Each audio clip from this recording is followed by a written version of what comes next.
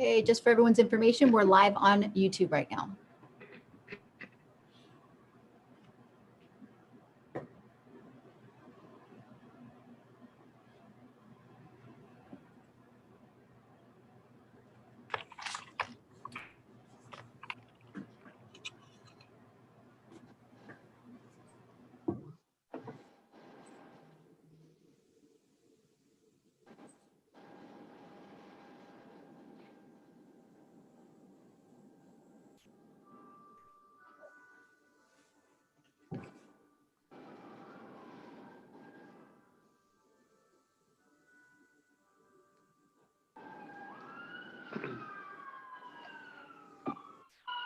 Elvie, we ready to go? Yes, whenever you're ready, Mayor. Wonderful, thank you. Welcome to our regular meeting for December 8th, 2020. I will now call the meeting to order at 7 p.m. For the audience tonight, I'm the mayor and serve as the presiding officer for tonight's meeting. Tonight's public meeting will be conducted utilizing Zoom video communications. This allows the city to conduct essential business and comply with Public Health Administration recommendation to protect the public and city employees to participate social distancing and limit exposure by not allowing in-person meetings. To ensure that the public will be able to participate in our meeting, public comment can be submitted as live comments during our Zoom meeting and via email at publiccomment@cityofglendora.org. Brief lineup tonight, we have 3 special items, 8 consent items, 2 unfinished business items, and 2 business items, new business items. As a reminder, this is our city council meeting will be the only one meeting for this month of December, ending our 2020 cycle for the city council meetings. Council members and staff will be available to provide constituent services.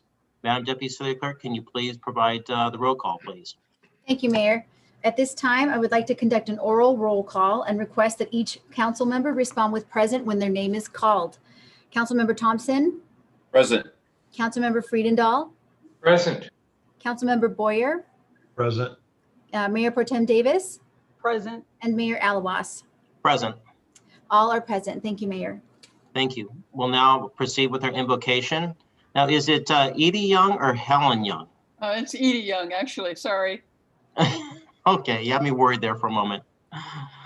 The Yes. floor is yours, Edie. Thank you. Good evening, Mayor, City Council members, staff, Glendora residents, and visitors.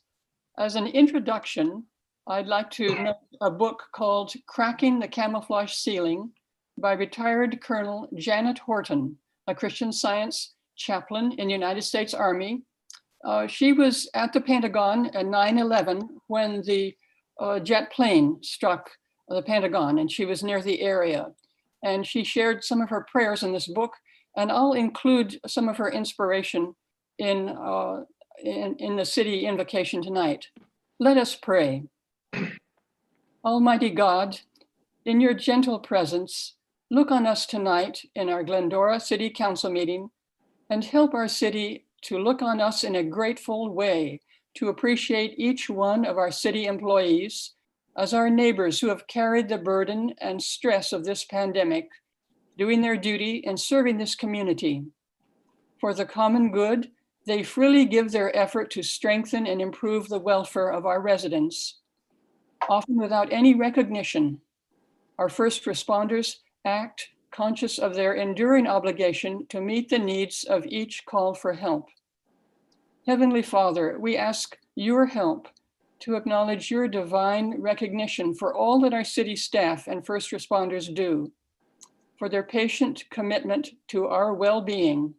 They have made many unseen sacrifices to perform their duty. Faithfully, they're always there to benefit all of us. Heavenly Father, pour out on our city your blessings, your strengthening grace, and your deep comfort.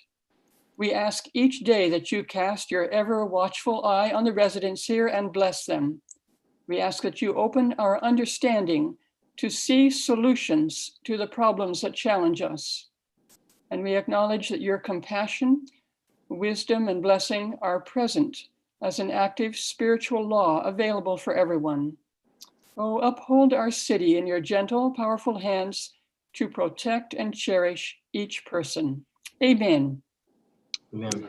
Thank you. Amen. Thank you, Dee. Now we'll have the Pledge of Allegiance by Councilmember David Friedendahl. So please stand and join me. I pledge allegiance to the flag of the United States of America and to the republic for which it stands, one nation, under God, indivisible, with liberty and justice for all. Thank you. Thank you, David. This now brings us to our special item. First of three, Glendora Police Department, our first quarterly presentation. I'd like to invite Police Chief Egan to make his presentation. Thank you, Mr. Mayor, members of council, and the community. This is item one. This is our first quarterly update that we're going to provide to City Council and to our community members.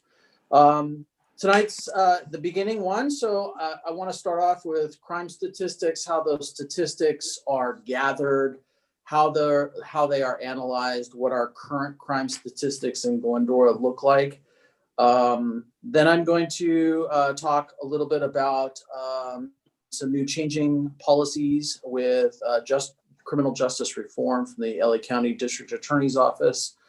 And then finally, I'll cap off with current state of the health of the organization, manpower strength, so to speak, where we're at with the total number of employees and what we're doing in furtherance of our hiring goals. So just want to preface before I get started to say that we're all aware that COVID has impacted all of our lives. COVID has this pandemic and the restrictions that have been imposed upon us are extremely powerful.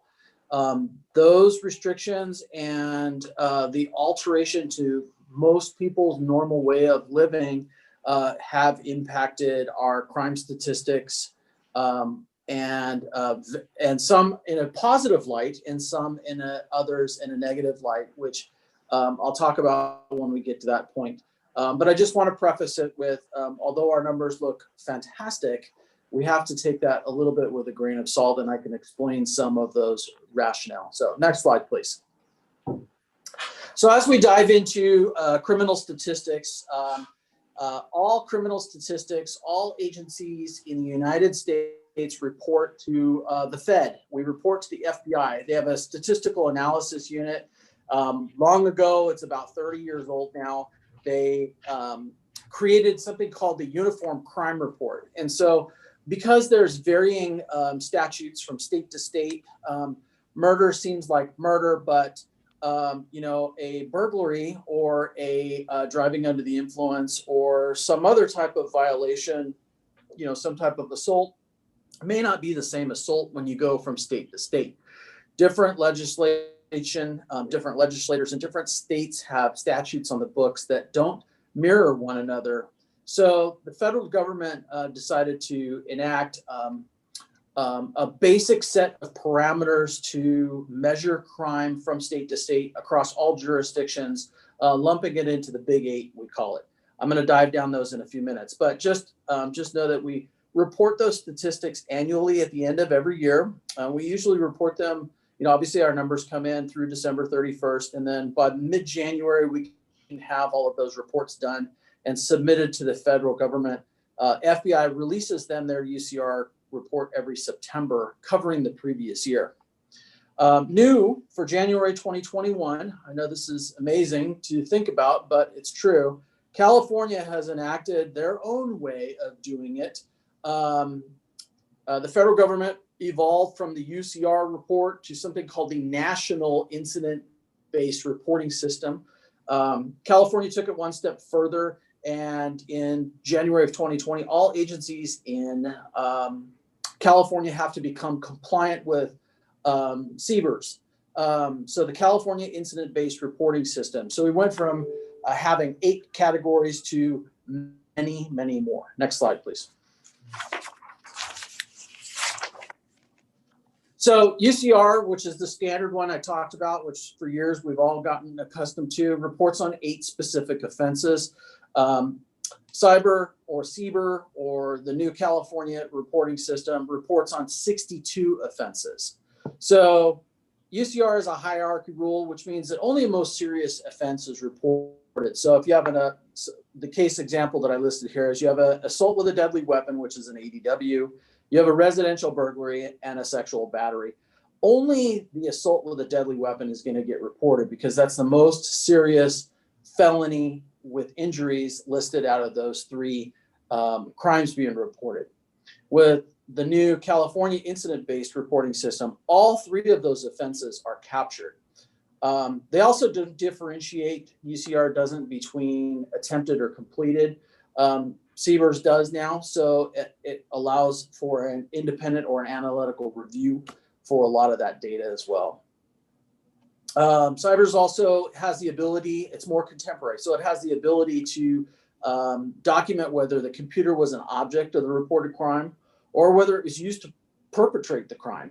Online crime, fraud, account takeovers, hacks, all of those things are becoming more and more prevalent. And so California recognized that they need to capture, in a manner of speaking, what is being used to facilitate this crime. Back in the day, it was, an instrument was used, a check, a money order, a credit card. Well, now that instrument happens to be a computer. So we're going to statistically be able to capture that, which will be used later on in data sets to determine how best to talk about crime and prevent things from happening with our community members.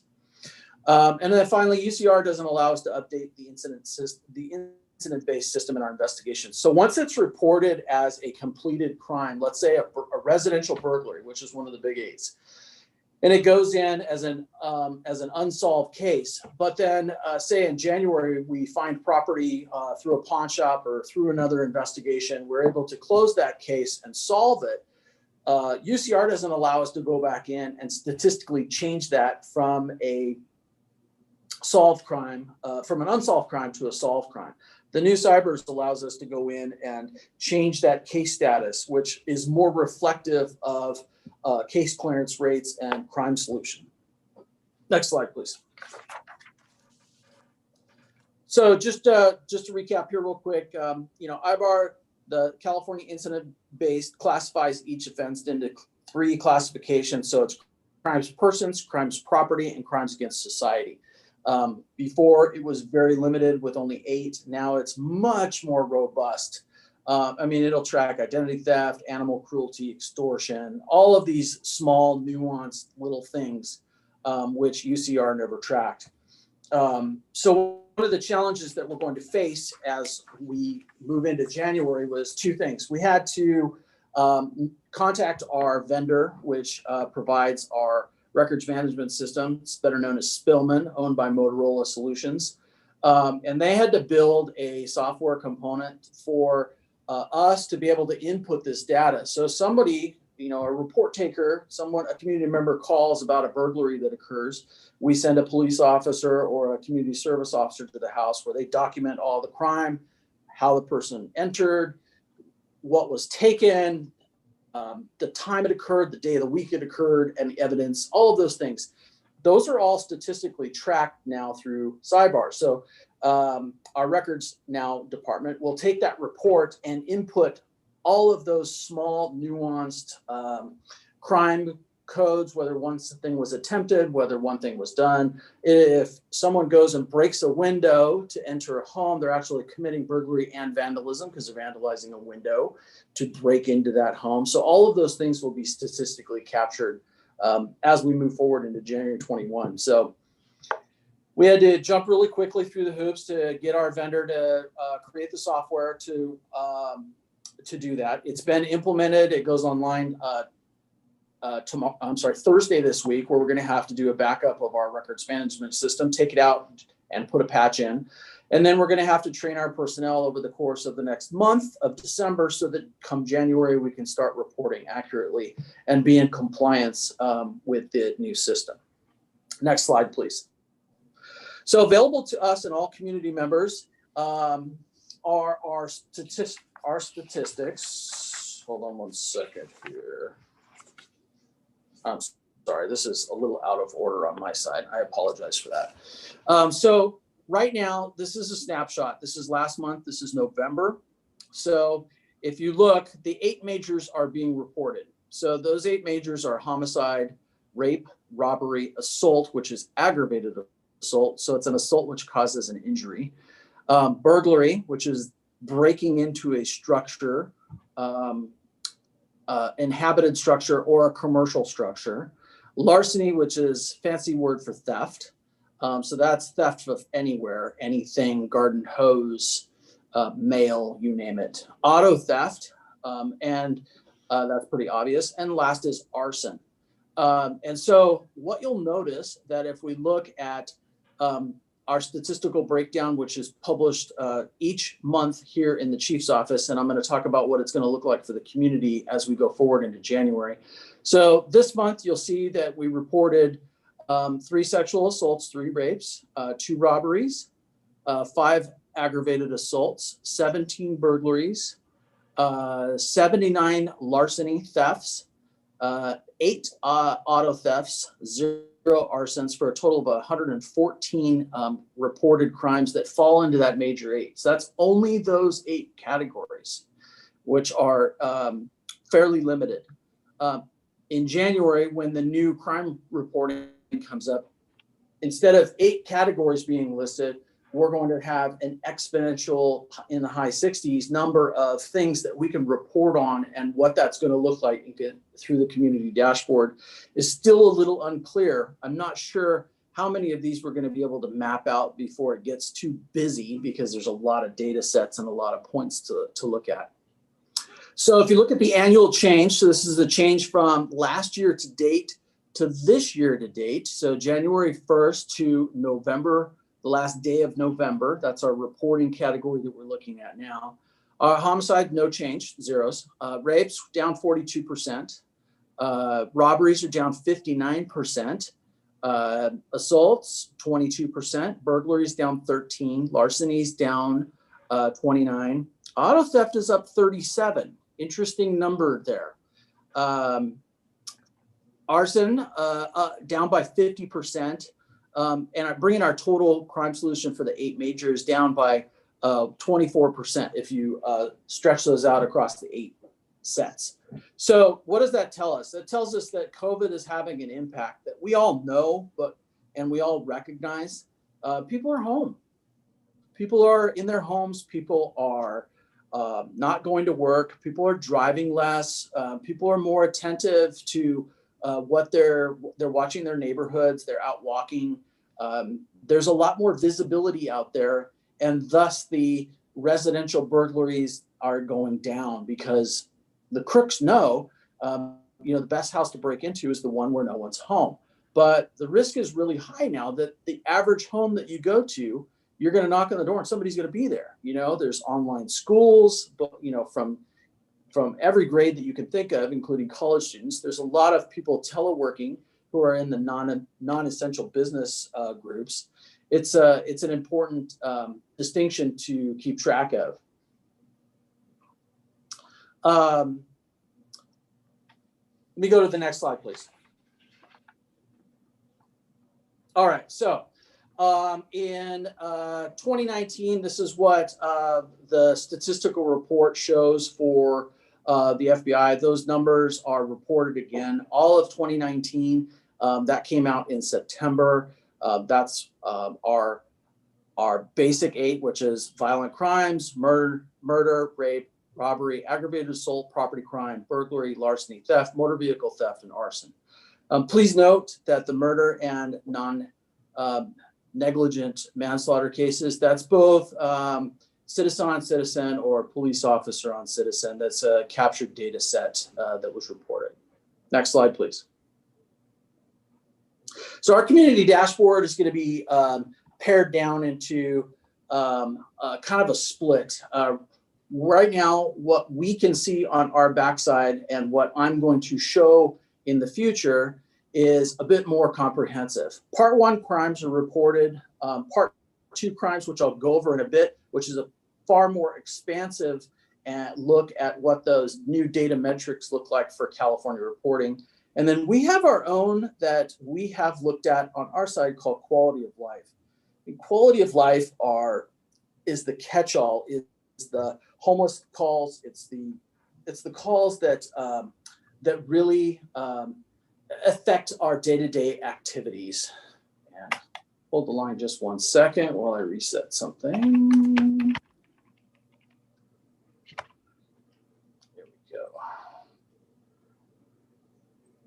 I apologize for the delay. Hang on one second.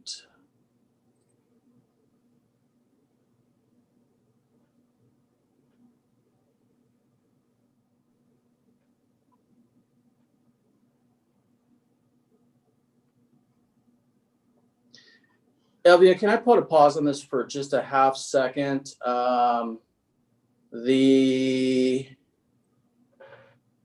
on one second here. I'm realizing very quickly that I have forwarded the wrong PD update, and I'm going to send you that one really quickly here. Sure.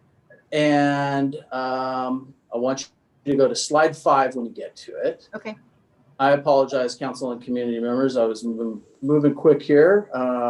Permanent record, Chief. Permanent record. Thank you. Please take note. Please take note.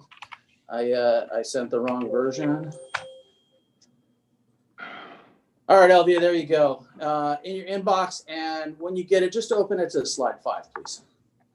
Because I did do an update, which I'm going to talk about really quickly here.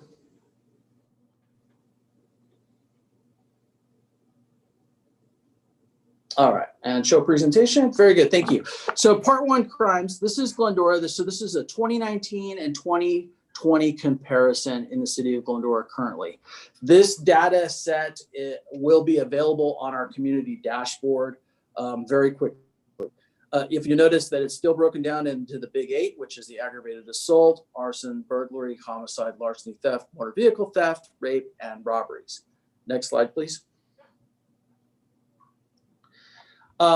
So just like I talked about before, we have the ability to manipulate the community dashboard to fit our community members' needs and capture those data sets where we really want to show good effort on the city's behalf to address quality of life issues. One of those examples I'm going to talk about real quickly is the homeless.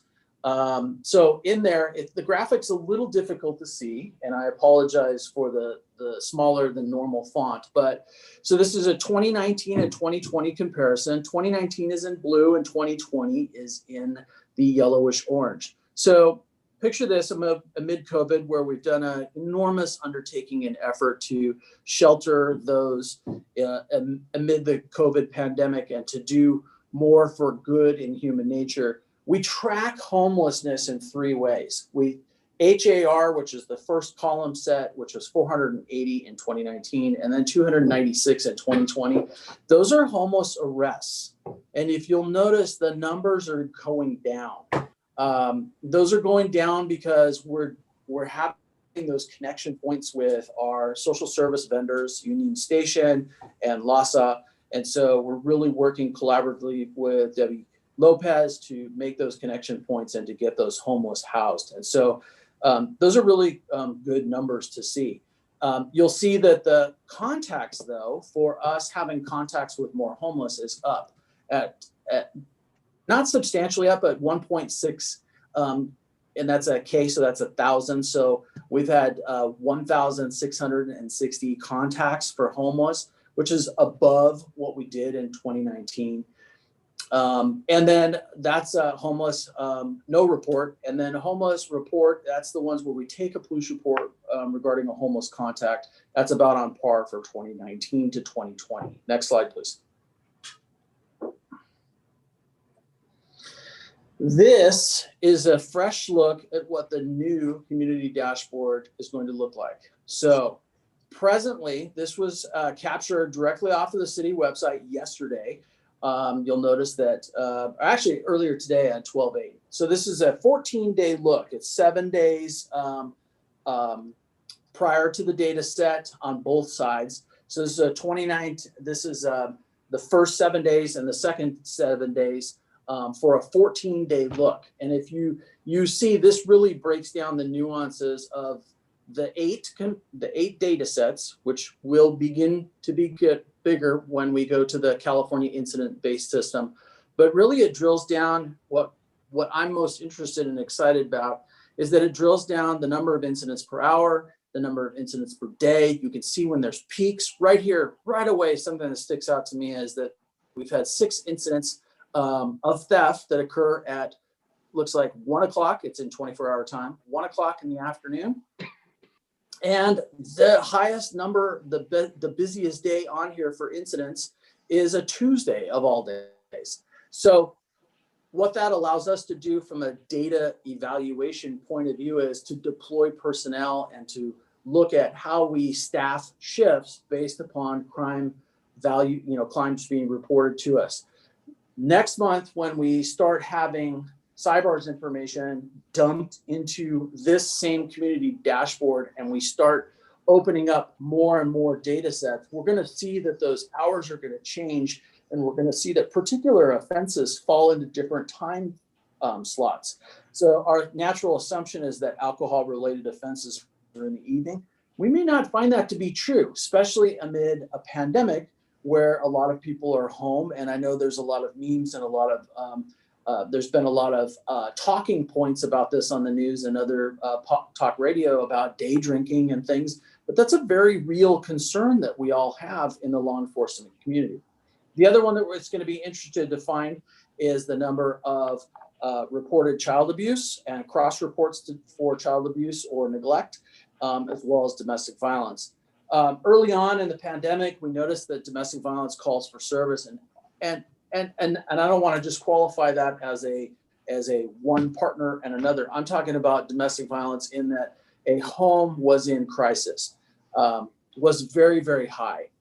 March, April, and May, our numbers were about on par, but they were staying about level, but while the rest of the crime was dying off. So it was important to note that people felt very cooped up. There was a lot of stress in a lot of homes, especially as the looming pandemic and the schools not being allowed to open created a lot of stress and a lot of family dynamics. When we started back up in September, the school resource officers that we employ that are part of Glendora Unified, they're good partners with Glendora Unified School District, are really getting into those classrooms. It's a virtual setting, but they're doing it. And communicating with teachers and counselors to identify any students in need. And granted, we're police officers, not social workers, but we are really good at gaining support and getting people what they need and making those connection points. And so it's really important that we continue that effort. All right, next slide, please. So again, this is what it looks like. If you go to the City of Glendora website, there's a button here called click here to view the community dashboard. Again, right now it says that it only has the top 8 from there. We're going to expand that as we move forward, as all of the new crime reporting comes online in January.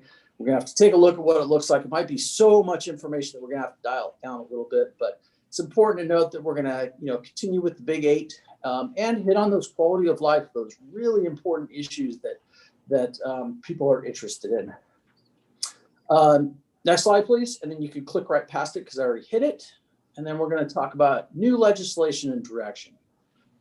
So effective today, I'm sure that everybody who are community members that are on the call tonight and watching on TV have heard that the new district attorney of Los Angeles County named Jordan Gaston instituted some directives. Quote, he wants to reimagine public safety and best serve the interests of justice and the community well-being. The prosecution of low-level offenses will now be governed by this data-driven misdemeanor reform policy directive. So what that means is, and I'm going to hit this on some high level, just talking about it because we still have, I'll show you what the directives and the policy and the changing of justice reform is a healthy, very healthy document that's going to take a few days, if not a few weeks, to go through and try to sort out. But just quickly, Presently, the LA County District Attorney's Office, the filing DAs, those are the district attorneys at the lowest level that we take our criminal cases to.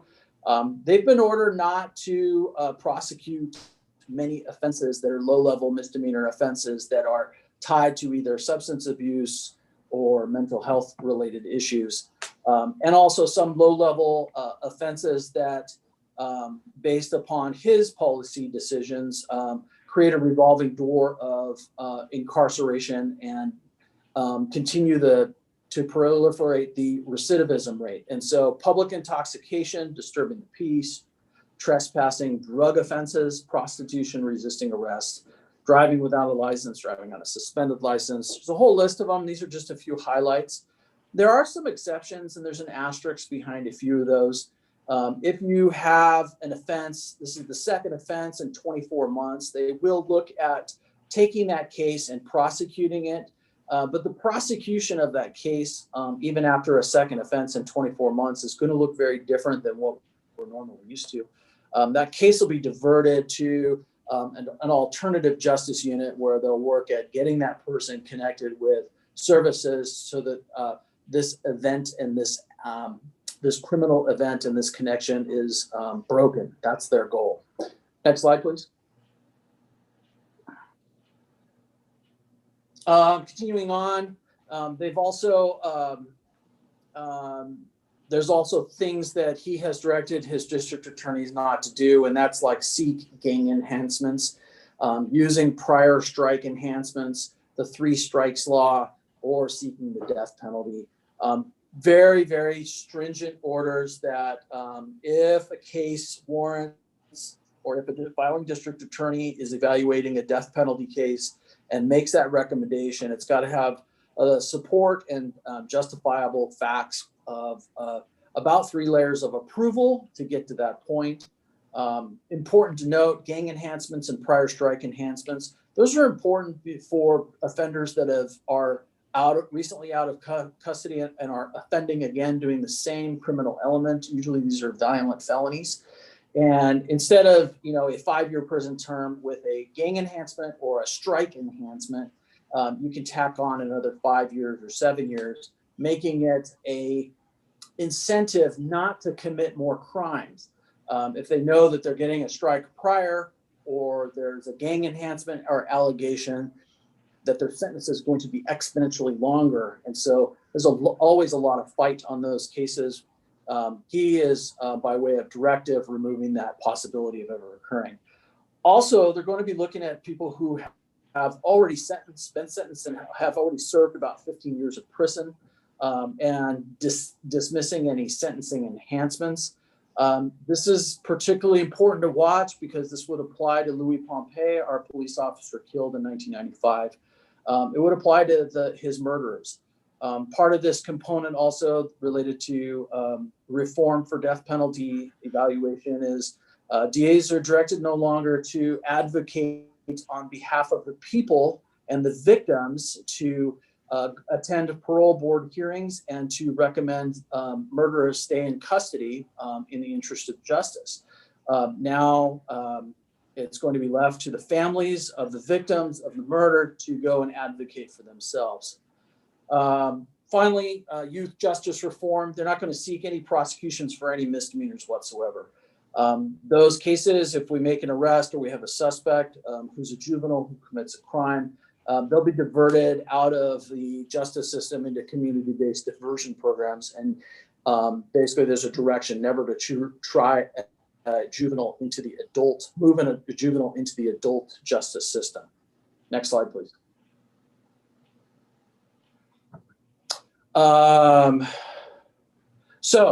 And finally, so that was some interesting news in the front about crime statistics, how it looks, what it's going to look like.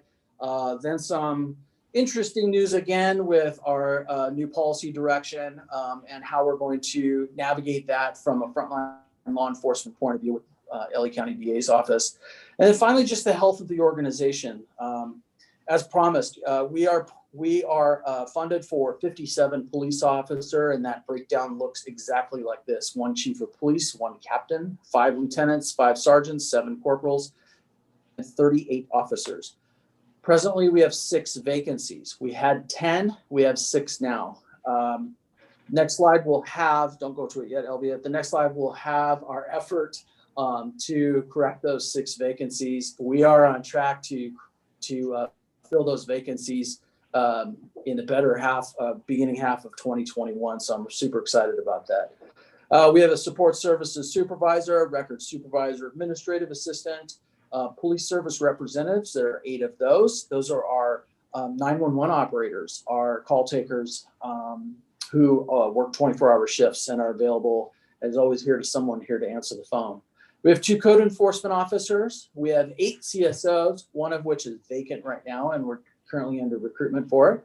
5 jailers, 4 records specialists, 3 part-time police cadets. Although we don't have a fixed number, my goal is to have approximately 5 to 7 because they are a great stepping stone to all law enforcement careers. And so it gives young people in college who are looking for a decent hourly wage to get their feet wet in the law enforcement community and still attend college and further their interest and career path towards law enforcement. And we are recruiting right now. It opened. So if you are watching this and you know somebody who is over 18 but less than 25 and has an interest in law enforcement, have them go to the website and apply. We're looking for good characters and good fits for our organization. We have 2 part-time police service representatives. So these are people who are trained to act as a full-time police service representative, a 911 radio operator, a telephone operator, working overnight, holidays, weekends, you name it. But they work in a part-time capacity. So they are great fill-ins for when we have losses for sick calls and other overtime shifts. We have 1 part-time CSO. Currently that position is vacant, so we're recruiting for that. And we have 5 reserve and part-time police officers. And those are just an awesome tool. These are officers that have worked in a career field in the business industry or in the private industry and just have this undying need to give back to their community. One of them is a retired school teacher. 2 of them own businesses. One of them is an attorney. Just one's a stay-at-home mom who comes in and does school resource officer things. It's just an amazing, awesome group of individuals that give back to our community at a part-time basis. Next slide, please. So what does it look like to fill those ranks and how do we jump through those hoops? We have to follow the post-training guidelines. This is our Bible of 10. So there are 5 main categories and 10 subsets. So we look at moral character, handling stress and adversity, work habits, interaction with others, and intellectual-based abilities. And if you break those down, integrity, impulse/attention to safety, substance abuse and other risk-taking behaviors, stress tolerance, confronting and overcoming problems, obstacles, and adversity, conscientiousness, interpersonal skills, decision-making and judgment, learning ability, and communication skills. All 10 are required for our employees to start working here. And so if you think about that, we think about what we did in our college years, and we think about what missteps we might have undertaken, high school to college, and thinking about experimenting with life and taking those risky decisions and experiencing things and having a colorful past. Well, some of those decisions can catch up with you in your mid-20s when you suddenly decide you want to be a police officer. And a lot of those things are automatic disqualification from peace officer standards. We have to meet these 10 minimum goals, and this 10 is statewide. So from the top of the state to the bottom of the state, every agency in California that ascribes to the post standards follows these 10 rules and these 10 values that must be met. Next slide, please. So what does it look like? We get this question a ton. I'm happy to talk about it. And I know I've talked about it with individual council members from time to time, but from a larger perspective, you want to be a police officer, first step is application, followed by a written examination. It's called the Pellet B, and you have to score 45 or higher. That's followed by a physical agility test, which is running, body drag, jumping over a fence, time trials, all sorts of things. Then you have to go to an oral board examination where field training officers from Glendora PD interview these potential police officers to determine if they have what it takes to meet the muster. They will use these 10 identifying characteristics, following HR's guidelines, of course, and ask them a series of questions to vet them in the process. If they pass that oral board, then they go to a second interview with the captain and I, where we drill down on the details and really get to know these individuals who are testing from us. And our job is to find that Glendora fit. We want the highest quality of character person, regardless of any kind of qualifying capabilities. We're looking for somebody who's got a good sense of conscientiousness, can fit in with the city of Glendora, has some, if there's some ties to this community, that's just a fantastic connection point, because it gives them that buy-in that this isn't just a job, but it's a career that they're going to be here forever. If we like them, then we put them into the background process. So that's comprised of a personal history statement of 26 pages and a supplemental questionnaire of another 200. Then the background investigator will go interview them, their significant others, their neighbors, their coworkers, their coworkers, their friends, their references over and over again. Hit them with a battery of questions, even check the condition of their home. What do they look like? Is their home in disarray, or are they neat and tidy? A polygraph examination will be done. We'll then review the background again, and then I'll call that candidate in and go over any issues that might have been alerted in the background process. If it's the pass, then they move on to a psychiatric examination where an independent psychologist who deals only in law enforcement interviews that candidate to determine their capability of doing this job. It's one thing to say that, yes, I want to be a police officer. It's another to say that, are you willing to intervene in a very hot situation? Are you willing to step into a dangerous situation? There are people who get into this testing process who think they want to do this and think they know what it's about until they get to that process. And the psychologists really spend a lot of time with them, determining whether they have what it takes to do the job, and not only do it effectively, but do it in an emotional stability sense of way. They check them for biases and racial issues, and they dig into their background and really nail down this person to make sure they can enforce the law in a fair and effective way without any biases, and that they have the emotional maturity and stability to confront the shift work and the holidays and the people screaming at you and just the negative interactions that we tend to get a lot of times in law enforcement. So once they pass that, then they get their medical exam, where do a comprehensive medical, make sure they're fit for duty and that they can pass all of the police academy and the career for a long time. So from beginning to start to finish, it's about 6 months. From application to the culmination of the medical exam period is about 6 months. Now, if this candidate is fresh and is a trainee and needs to go to the police academy, then we have to send them to a police academy, which is another 6 months. And then once they graduate from there, they will go into field training, which is up to another 6 months. So really quickly, a brand new fresh candidate, say a nice young person that just graduated from college or just is out of the military or just out of the customer service field and says, really want to do this, and this is my hometown, and here it is, I'm submitting my application.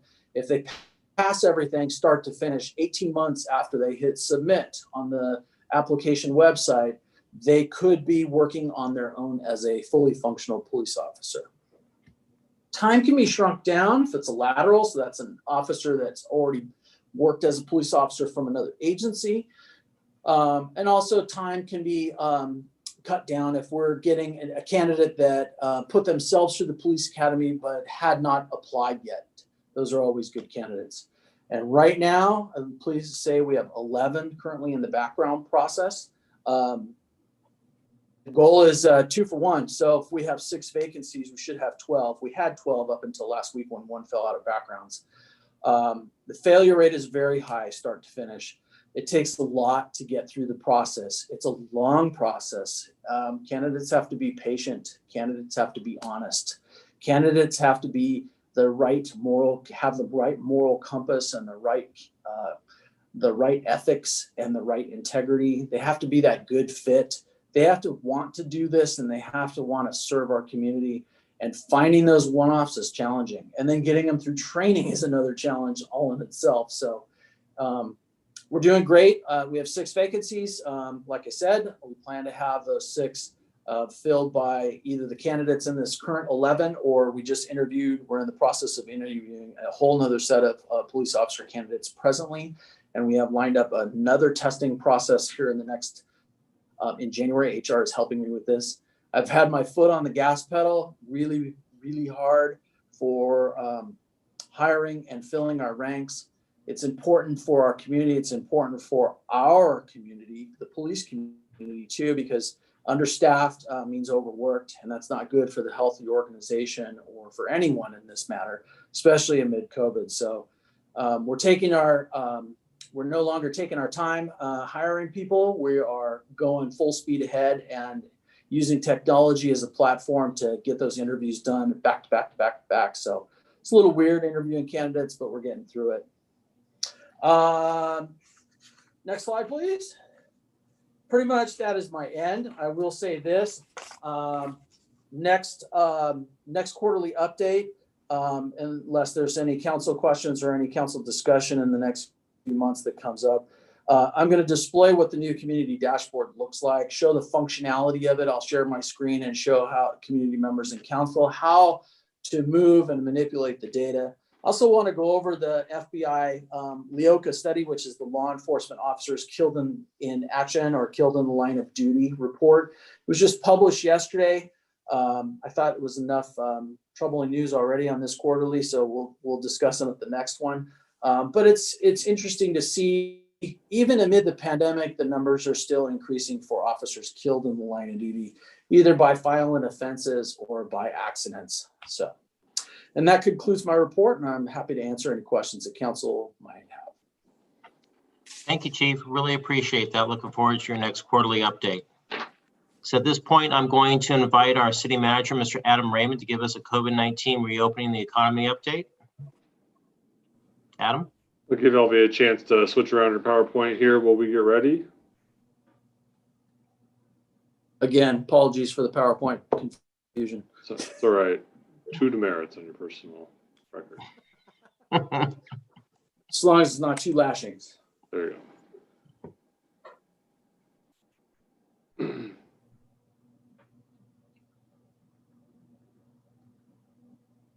Okay. Good evening, everyone. LV, you can go ahead and head to the next slide. Next slide, please. Next slide. All right, so last we gathered a special meeting on the 25th of November to discuss taking a position on outdoor dining. I'll ask Bill to chime in at the end of my presentation about the current tentative ruling for the outdoor dining in LA County and how that relates with the city order or the state order that we'll talk this evening. So this marks our 13th update, 12 previous updates to the city council from April through the end of November. And again, the special meeting on the 25th. So this presentation will provide a status update from where we ended on the 25th of November. Next slide, please. Most of us know that the state was opening under a new program called the Blueprint for the Safer Economy, which was rolled out at the end of August. On November 16th, Newsom pulled what is called the emergency brake, which implemented a limited stay-at-home order, put 94% of the state's population back in the purple tier, which is the most restrictive tier, and required businesses to close from 10 p.m. to 5 a.m. that were considered non-essential. Next slide, please. On December 3rd, the state pulled a little harder on that emergency brake, and effective December 5th, it provided temporary changes to the reopening strategy to move from a county by county approach to what they're considering a regional approach. The metrics of infection rates and new cases per 100,000 were replaced by adult ICU capacity to determine economic allowances. Regions that fall under 15% of ICU capacity will have restrictions added to them for 24 hours. These must be in place for a minimum of 3 weeks. Upon this temporary regional approach, the state will fall back in line to its county by county approach under the blueprint for reopening, whereby counties will be allowed to open based on the same set of metrics. Next slide, please. Regional approach is broken down into 5 regions. We are in the bottom, the Southern California region, where if you're looking at a map, which we'll show later, is more like a horseshoe or the U. We're going from San Luis Obispo all the way down to the end of California, back up. So basically, the Southern California region touches the San Joaquin, Greater Sacramento, and Bay Area region almost. Next slide, please. As of this morning, when the results were updated, Southern California and the San Joaquin Valley have fallen into the more restrictive, safer at home protocols that we'll discuss in detail here shortly. Currently in Southern California, the available ICU rate is 10.1%. The Bay Area at 25.7 has also moved into a voluntarily, mind you, safer at home order. Next slide, please. We get a lot of questions on ICU capacity, and the state provides a distinction for how ICU capacity is defined. Currently, every day, ICU beds are mandated to be reported by hospitals. Hospitals will add ICU bed capacity where possible. That's called surge capacity. So the standard capacity plus additional, it's a variable number of beds every day. It's the total number of adult ICU beds, which means all ICU beds less NICU and PICU, that's neonatal and pediatric beds, to arrive at the total ICU beds. And then they look at what's filled to come up with those percentages. Those percentages are updated daily. Next slide, please. So this is a graph of what we used to look like in terms of the county reopening.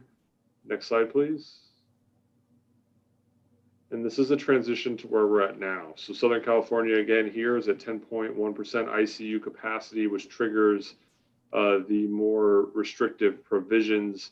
You will note the county and the state indicates that 70% of California's population between Southern California and the San Joaquin Valley are currently in the more restrictive tier.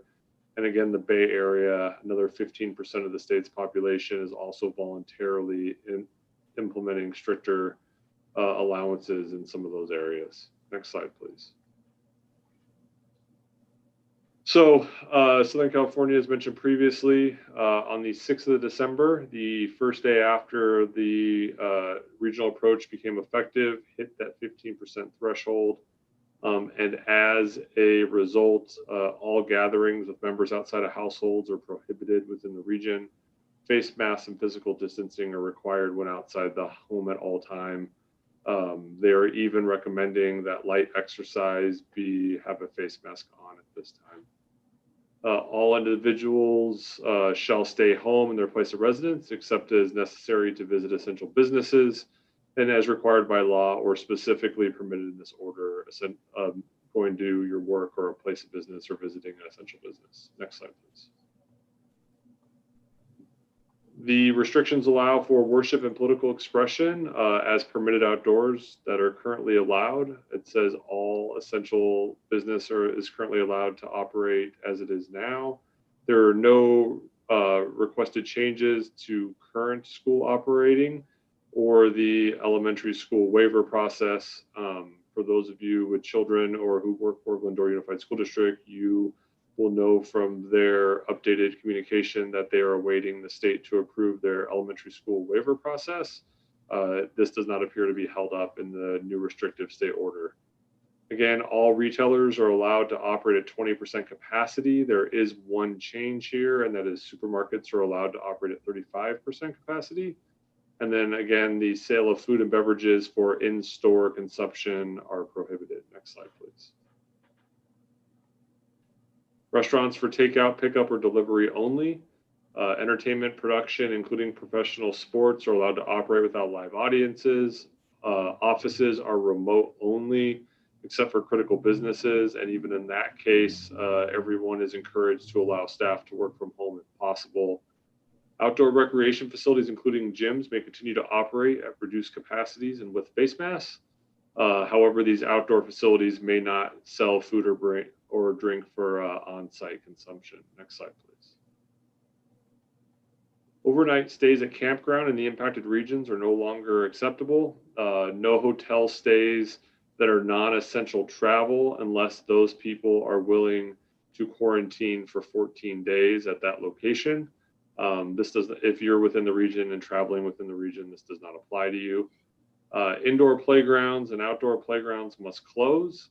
Indoor recreation facilities must close. Hair salons and barbershops must close, as will personal care services. Museums, zoos, and aquariums must close, both indoor and outdoor operations. Next slide, please. Movie theaters must close. Wineries must close. Breweries, bars, and distilleries must close. Card rooms and satellite wagering must close. Live audience sports must close. And amusement parks must close. There are a great deal of items that are on here that weren't previously allowed to operate in the state of California in Los Angeles County, but there are some new provisions. Most impactful are dining outside and personal care facilities. Next slide, please. So we're going to go through some of the county orders right now in chronological order. At the end of the day, they issued a new order to follow the state's provisions, but we just kind of wanted to walk you through the timeline. We talked about it on the 25th of November, and I think it provides a lot of understanding why there is so much confusion out there. The county's Safer at Work in the Community order was issued on the 29th of May. On November 17th, the county issued a modified health order that had reduced capacity at places like outdoor dining.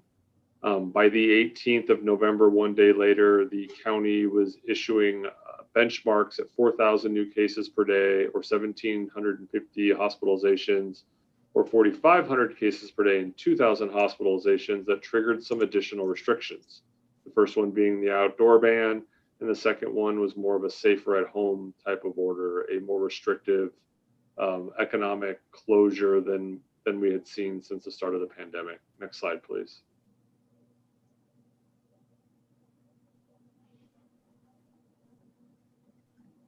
So we were told that those thresholds of 4,000 and 4,500 wouldn't be hit based on the current trends until the 6th of December. It turns out it took 4 days. On November 22nd, the first threshold was hit for outdoor dining, and that was banned effective November 25th. That is the day that City Council held the special election and requested the county reverse that a decision. On November 23rd, a day after it hit the first threshold, the county hit a 5-day average of more than 4,500 cases. That triggered them to issue a safer at home order on the 27th, which was effective November 30th. However, to avoid confusion, the county issued another health order on December 6th, which mirrors the current restrictions we just spoke about the county. So like what we said before was, and what we just went through is, the county issued about 5 different health orders over a 2-week period. For those of you watching, the lengthy list that we provided at the state level is the same economic reopening allowances currently in the county of Los Angeles. Those are in effect until December 27th, 2020. Next slide, please. Counties also had some additional holiday guidance. We've shared essentially no gatherings outside of the household, and hoping that people move towards online parties, drive-by events, and to decorate your home. Next slide, please. So just a quick reminder that the city of Glendora must follow the county of Los Angeles, who must follow the state of California. If the state sets the ceiling, the county is allowed to set the floor. The city can set a basement. To date, the city has never adopted any restrictions above and beyond that at the county. And again, the county and state restrictions now mirror each other. Next slide, please. We get a lot of questions about enforcement of county and health orders. The city has always taken a non-punitive education approach, targeted enforcement with the county when necessary, as was the result of our party house on Sierra Madre. The city's non-enforcement of a health order may still be enforced by the county of Los Angeles if the city took a position that it would not enforce the county's health order, especially as it relates to restaurants. The LA County Environmental Health Division Department can still come in and issue correction notices, administrative citations, suspend or revoke licenses, and take other legal actions. And I think, again, right here, it's really important to note that from a city standpoint, we've tried to treat everyone with respect and as adults, allowing them to make those decisions they deem necessary while providing education first and foremost, and allowing people to take actions for themselves. Next slide, please. Just a quick reminder, city facilities are still open to the public Tuesday through Thursday. Mondays and Fridays, we are closed. However, staff is still available. We can meet remotely. We can meet by appointment on those days. And additionally, the plaza is activated on Wednesdays for library programming. And again, always staff's available Monday through Friday and oftentimes outside hours, depending on what's needed. Next slide, please. We ask that you visit the city's website, cityofglendora.org/COVID-19. These are the other websites that may contain a lot of valuable information.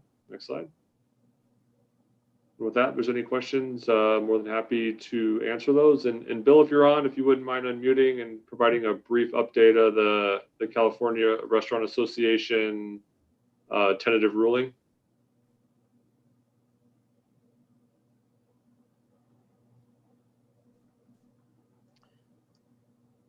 Bill, you with us?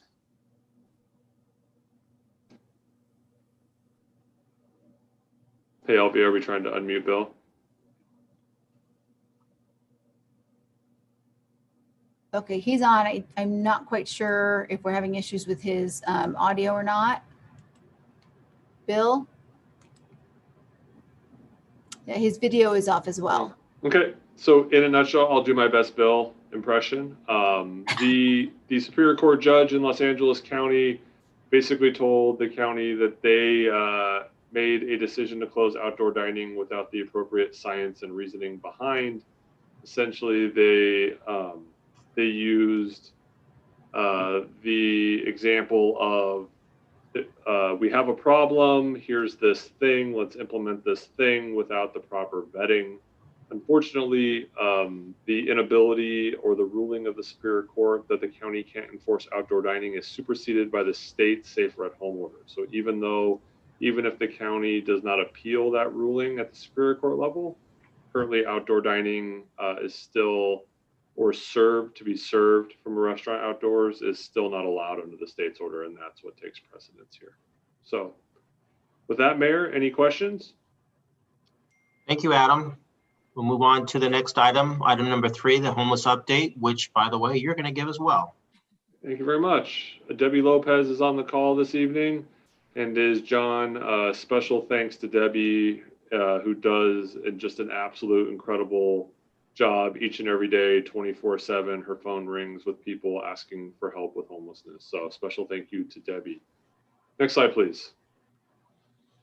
So we'll split this presentation up into several parts. First, we'll talk about some city council actions, then we'll talk about where we're at, and then we'll kind of wrap it up at the end. Again, this is just a general overview of homelessness and where we're at. No action requested in the special meeting portion. Next slide, please. So way back when, in December of 2017, City Council applied for grant funds and were accepted for a strategic plan on homelessness funded by Measure H. The plan was adopted by the City Council in June of 2018. Fast forwarding a year to September 2019, City Council held a homelessness workshop for a little more than 5.5 hours, included presentations by the DA's office and other staff and key stakeholders. we followed up on items later in that on that workshop, which set sort of the stage for where we're headed now. Next slide, please. December 2019 through January 20, there was a homelessness community survey that was completed to get the understanding of the public on homelessness and to get their thoughts and feelings on potential items moving forward. We'll share details of that a little later. In late January of 2020, Councilmember Boyer and Mayor Pro Tem Davis requested an update on the city's homeless housing options. Next slide, please. While staff was preparing that update, the city council approved 2 Measure H grants the city has with two different cohorts of cities. The first cohort of cities, Glendora, Laverne, and San Dimas, for a little more than $300,000, was aimed at providing staffing for a homelessness liaison to connect services to homeless individuals in those cities, create a motel voucher program, and provide options for rapid rehousing. There's another grant the city is a part of, $343,000 with the cities of Azusa, Duarte, Covina, and West Covina. And this was for 5 housing case managers, specific individuals dedicated to finding long-term supportive housing. The city's match in this case was about $33,000. Next slide, please. While all that was going on, staff was also working with the city attorney's office on developing 2 different ordinances. One was for shopping carts, the other one was for bulky items in parks, while not specifically homeless related. Both of those items occurred about the first 4 months of January, of 2020, and went to help regulating some of the trash and other items left in the city parks and public spaces and on the city right away. Next slide, please. On April 14th, at the start of the COVID pandemic, City Council approved $150,000 to house homeless individuals through the pandemic in local hotels and motels. On May 26, 2020, the City Council received a comprehensive update on homeless housing options, and at that time appointed a subcommittee of Mayor Pro Tem Davis and Councilmember Boyer to work with city staff and come back with sort of a plan moving forward. Next slide, please. About 2.5 weeks later, staff returned with 3 areas of recommendations. The first, they were urgent needs, emergency shelter options, and then permanent supportive housing. We will go over those in detail later. At that meeting, council approved a second $150,000 appropriation to continue housing the city of Glendora's homeless individuals in local hotels and motels. Next slide, please. In September of 2020, the city council approved the 3rd appropriation of funding to allow individuals to continue to utilize hotels and motels in the city of Glendora to house its homeless there. And at that same meeting, council also directed staff to continue on a sub-regional housing approach with LASA, Los Angeles County, Claremont, the city of San Dimas, and Laverne. Next slide, please. Related to homelessness, on November 10th, City Council approved a Athens contract amendment that provided the city with 6 30-yard roll-off bins to help with encampment cleanups. Since we started this homeless process discussed here this evening, the city has cleaned up, with Athens' help, 38.48 tons or 76,960 pounds of trash related to homeless encampments. Next slide, please. The last city council action we'll talk about this evening is on October 13th, the city council approved a 3-year strategic plan. That plan added a major goal of homelessness. There were 3 objectives associated with that major goal, including sub-regional housing, supplement homelessness operations with the county mental health housing navigators, and also to provide an update on the city's homelessness strategic plan. Next slide, please. So really quick, we'll get into the community survey highlights. Next slide. January 2020, True North, who does our community surveys, asked a question on quality of life. We've asked the quality of life, what's the #1 open-ended sort of answer to issues or impacts to quality of life. Homelessness rose to the very top level at 27% of respondents. For background, in 2008, only 8% of all respondents said homelessness was the largest issue, and in 2016, only 2%. So a great shift in the public's awareness of homelessness in the city of Glendora. For perspective, in 2020, when we asked that question again, streets and roads were the next highest at 14%. Also, this wanting the city to be strategic in its growth and development was 12%, and enhancing public safety was 9%. Those three categories had historically been the top requests or impacts to public safety, and homelessness almost doubled the number 2 response. Next slide, please. You know, one of the things about homelessness, and as we go down this process and continue this conversation in the community, it's important to note that homelessness, the views on homelessness are varied. As you'll see here, about a third of people are all in the same category, viewing it negative, generally positive, or neutral. Just a good reminder as we go on, people view this topic very differently. Next slide, please.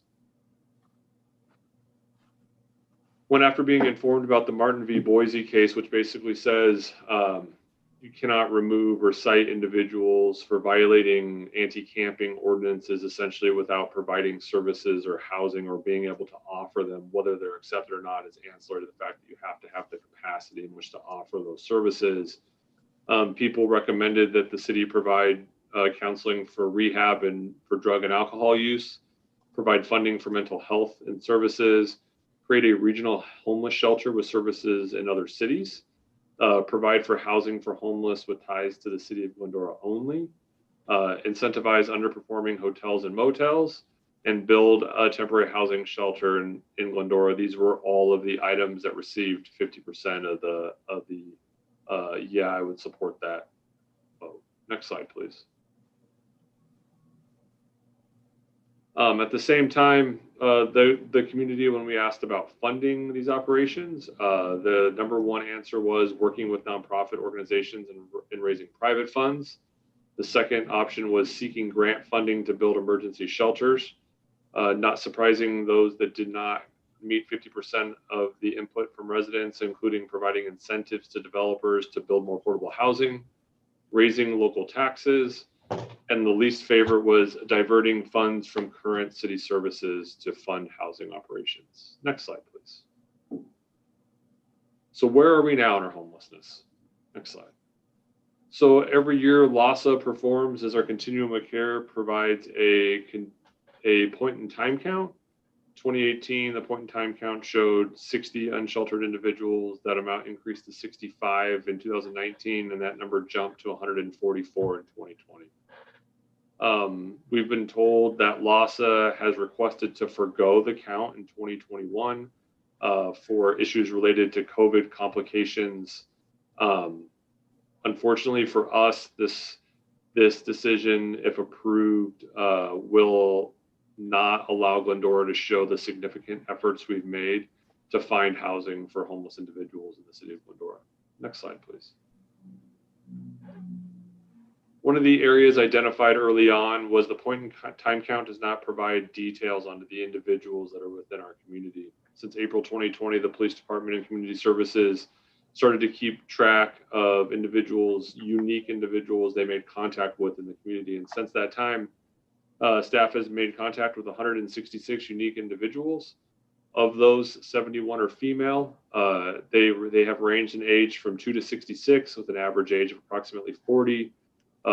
Interesting to know, 14 of these contacts were under the age of 30 and 21 were over the age of 50. We've made contact with 95 males at that same time. Ages have ranged from 17 to 75, also with an average of about 40 years old. 12 individuals are under the age of 30 and 34 individuals under the age of 50. The city of Glendora, mirroring its population, does have a somewhat older homeless population, and we are missing age information for 17 of the individuals we made contact with. Next slide, please. We mentioned previously the city has spent $450,000 in one-time housing funds. These are not general fund dollars, but specified set-aside funds that resulted from a development many years ago. To date, the city has housed 56 unique individuals for a total of almost 5,100 room nights.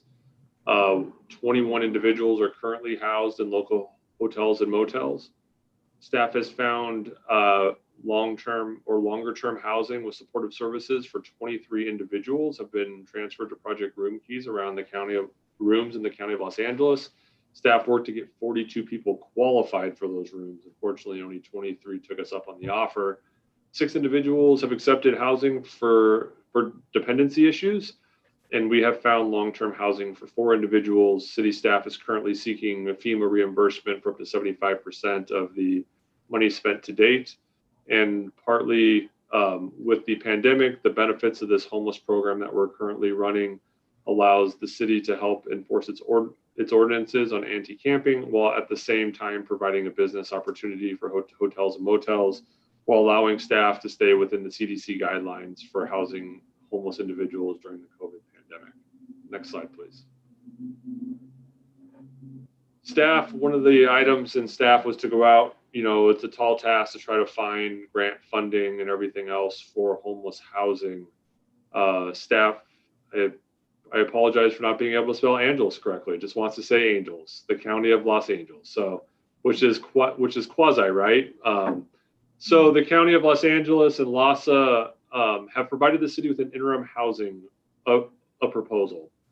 The proposal issued included both capital and ongoing expenditure costs, acquisition and rehab of facility. So Catherine, every supervisor has a interim housing capital fund pool. They are proposing, if we can figure out a sub-regional housing plan with partners, that they will fund 100% of the capital and rehab costs of a building. They've also offered to pay for 100% of the annual ongoing operations through Measure H. This is the equivalent over a period of over several years of millions of dollars of funding that the city of Glendora or its partners would not have to bring to the table. And what sets this unique proposal apart from the county than anything else that is out there in Los Angeles County is the county has agreed that we could house individuals from the city of Glendora, city of San Dimas, city of Laverne, and city of Claremont if they choose to be partners before they go out to other areas of the county. One of the fears of many cities would be that you would agree to take grant funding from Measure H only to have many homeless individuals without ties to your local area and community to be housed in your town, therefore creating an issue. County has agreed to change its approach. If we can figure out this proposal with our partners, it represents the first of its kind. It is a really big deal, and we'll talk a little bit about the details later. But in essence, we need to determine a process to have people qualify and then determine what each agency brings to the table. Currently, City of Claremont, San Dimas, and Laverne are going back to their city councils and city staff and determining what they could bring to the table if a housing facility was built in Glendora. Would an access center, emergency shelter beds, permanent housing be built in other areas of that subregion and those resources shared amongst the cities? Next slide, please. So recap of the subcommittee recommendations. So the subcommittee, Mayor Pro Tem Davis, Councilman Boyer, and city staff came up with urgent needs, which is an updated point in time count. City staff, as reported in September to the city council, has taken on the task of getting much more information for people at any one time. While we've come up with 166 people over that period of time, there are no longer 144 individuals unsheltered in the city of Glendora as we speak. Staff has done a great job finding supportive housing and housing services with individuals. And additionally, LASA has canceled its point in time count for 2021. We have extended hotels and motels 3 times for a total cost of $450,000. We're currently developing an exit strategy with the hotels and motels to allow for a voucher program, doubling down on our efforts with the county to find current individuals, the 21, with housing and support, and moving out on this long-term housing approach while we figure out the sub-regional activities with the county. Regional versus local, with commitments from the county and LASA, Laverne, Claremont, and San Dimas, we are looking more at a sub-regional approach, again, which is the first of its kind in Los Angeles County. Next slide, please.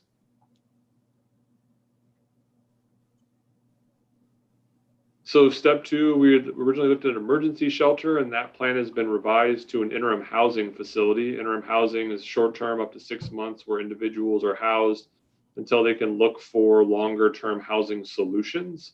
It's not a place where people just show up and have a room. There's actually a qualification process. This type of housing typically looks like an apartment complex, and does not have a shelter look or feel. And again, the offer is 100% paid for, should the city be able to work out a deal and arrangement with its sub-regional partners. And again, a location would likely be in Glendora for a potential 50+ room. Zoning and site selection would be to be determined based upon additional feedback from this city council body once we were at that point to have that discussion.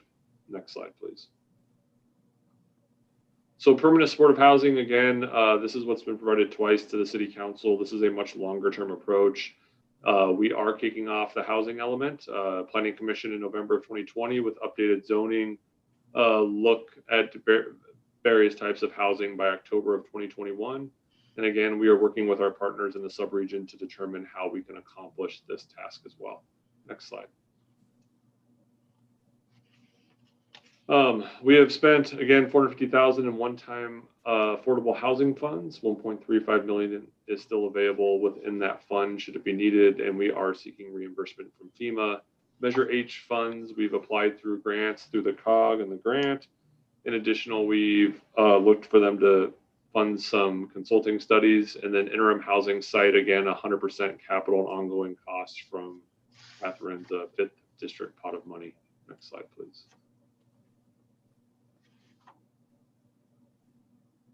And with that, Mayor, turn it over to any questions the council may have. And I know I see Debbie on the call in case, if we can unmute her, Elvia, in case council has any questions for her as well. Thank you very much. Thank you, Adam. We don't have any student reports this evening. Adam, is there any way we can reach out to the schools to see if they want to participate even in this environment? We have before, and we'd be happy to do so again. Thank you very much. This brings us to item number 4, our public comment. I'll open up public comment and would like to invite members of the public to address the City Council. Speakers are limited to 3 minutes, speaking once on both on and off agenda items.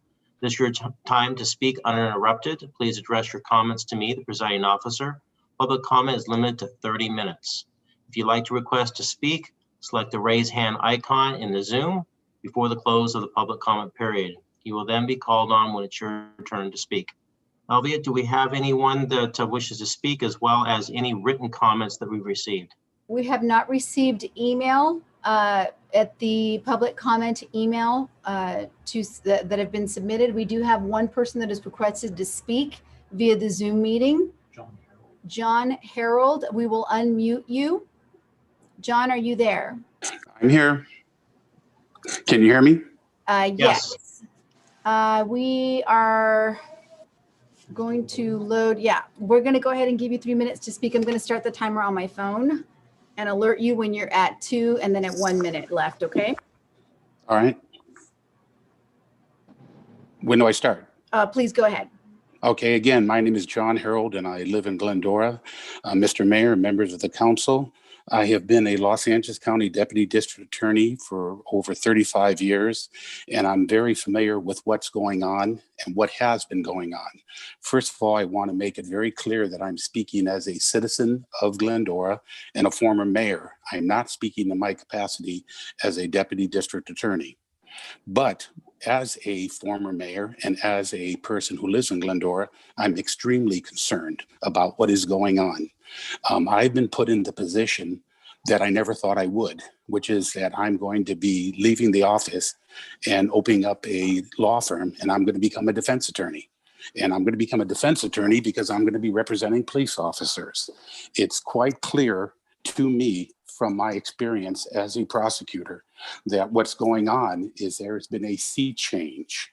We are not going to be able to be prosecutors, the type that I grew up with, the type that I idolized, and the type that I talked 2 of my daughters into becoming. I have one daughter who is an Orange County District Attorney. 2 minutes left, Mr. Harris. What? 2 minutes left, I'm sorry. Oh, and another daughter who is a San Bernardino District Attorney. And what I'm seeing happening is we are changing for the worst. The police chief did a good job of giving a short overview of the changes. I have not been able to go through all the changes. They are of such wide variety and encompassing basically every part of being a prosecutor. The upshot of it is, I do not feel safe, and I'm not going to feel safe in Glendora or anywhere in Los Angeles County based on what is going to be happening. I've spent, like I said, years putting people in jail for violating laws, and it's going to be very difficult for prosecutors in Los Angeles County to do that. The new regulations that we're going to be under are going to be based, in my opinion, going to result in, Mr. Harold? Yeah, resulting in a massive increase in crime. We are becoming a social experiment to see what happens when you stop being prosecutors and you turn the district attorney's office into social workers. I never wanted to be a social worker. I respect social workers, but I wanted to be a prosecutor and keep my community safe by being a prosecutor. And unfortunately, this is something that this city and all the cities in Los Angeles County, I think, are going to have to address in the near future, because it is starting today. The rules and regulations that we are now under starting today, like I said, are going to change the entire ballgame.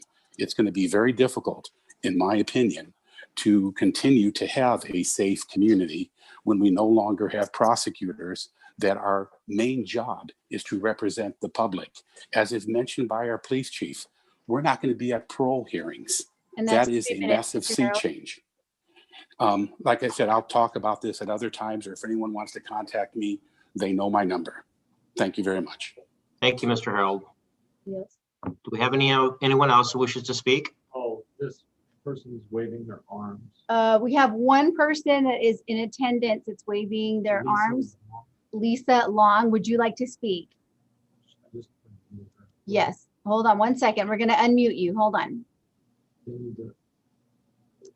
We've sent her a request. So there's a request to you to unmute your volume so that you can speak. There you go. There Okay. you go. Miss Long, I'm going to go ahead and set my timer for 3 minutes. Go Okay. ahead, please. Thank you. Thank you. Okay, first of all, thank you for providing citizens the opportunity to speak. My name is Lisa Long, and I reside at 903 West Milton Drive in Glendora. And I just wanted to express some thoughts or concerns that maybe you could respond to. First of all, I'm just wondering why I am forced to follow the directives of the Los Angeles City mayor when I had no right to vote for him. And I thought, since I had a local mayor whom I voted for and my, local representatives, why does Garcetti have any jurisdiction over me? So if anyone can get back to me on that. And then regarding our county supervisor, Catherine, I think it's Barger, since she voted, I know you mentioned that we have to follow the state guidelines. And so I guess my question is, why does the governor or the state have so much power over us? And I thought that might be unconstitutional. And so I was wondering what the city attorney or other cities, what we're doing to protect our rights as citizens with rights under the Constitution, whether it be the state or our national Constitution. And then my greatest concern right now is the canceling of outdoor dining. I think it was already mentioned in the meeting that, and I also want to know what is the scientific data that is supporting or blaming the restaurants for COVID increases and or deaths. Of course, we're all concerned about COVID and want everyone to be safe, but I believe that our hair salons, nail salons, bars, and restaurants are being unfairly penalized. And I would like to know what my city and how we're joining with other cities to protect these businesses. I'm sure you're aware that Sergio's, I just heard, recently permanently closed. You have 1 minute, Miss Long. Okay. And I think I expect my leaders to, and I'll do anything I can, but I want to know what we're doing to stand up for our businesses. I'm sure you're already doing some things, but I want to know, and what we're doing to not just say, okay, and be obedient little servants of the county, but what we're doing to stand as individuals. Okay. And I also want to know, I'm wondering why I have a local government when I really have to just listen to the county. So I'm like, why do I have a local city council or a local government if we just are all under the power of the county and the state? And then my other little thing, I'd just be curious to know, is there any way, since we don't have a lot of power to do other things, is there any way that the off-ramps and the freeways in Glendora can be kept clean, because our city is looking like a ghetto? And I thank you. And I thank you for everything you do. And I would love responses to these. Thank you. Thank you, Lisa. Do we have anyone else wishing to speak? We have no one else that's requested to speak during the meeting. All right, at this point, I will close the public comment and bring it back to council for reports and statements. But before I do that, can we get Lisa's questions answered? I wrote them down. I'm not sure if you did as well. Sure. So either Adam, you or Bill. Sure. I think Bill and I can tag team this, Mayor, if you don't mind. I'll lead it off and turn it over to Bill for some of the more legalistic perspective. Really quick, first things items. First, off ramps and on ramps. That property is owned by the state of California, and they have jurisdiction over cleaning that area. We are in constant contact with them. I'm sure you're talking about the Lone Hill exit right there, which we do get quite a bit of concern about, and we are on that. I know Mark Archibald's on this call as well from code enforcement, and he's aware of those issues as well.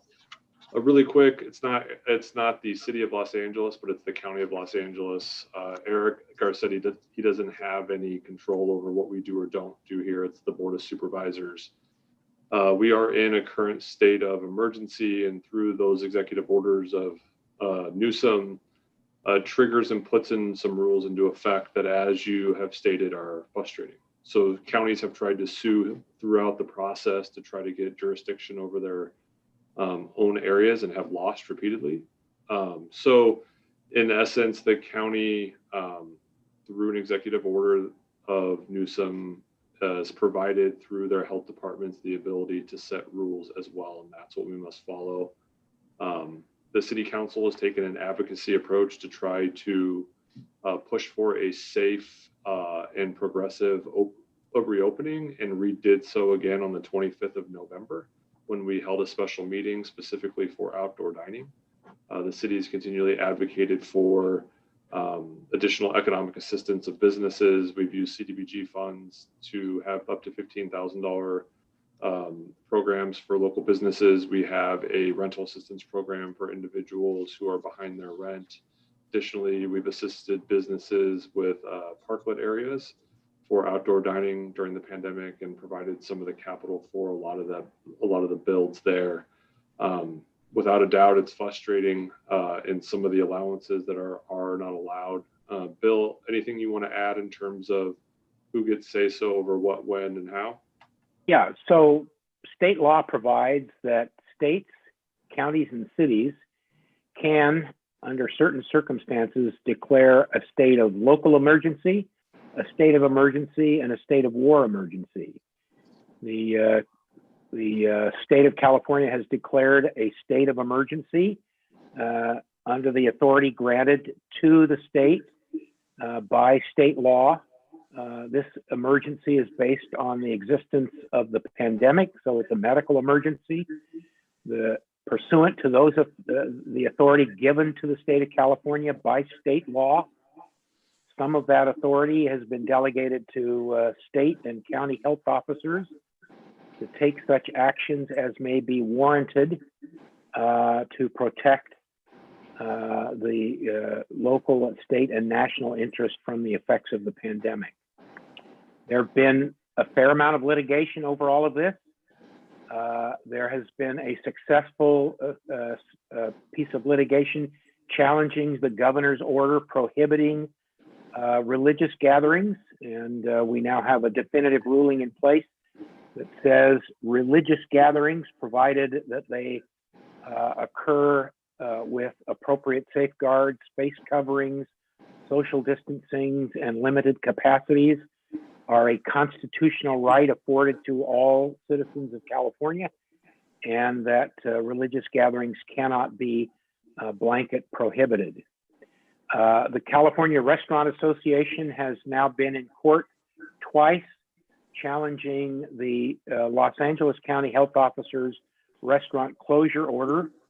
Today, in a 55-page opinion, the Los Angeles County Superior Court in Department 85, Judge Chalifant said that the county's restaurant closure ordinance was irrational, arbitrary, and capricious, and without scientific basis, and was unenforceable.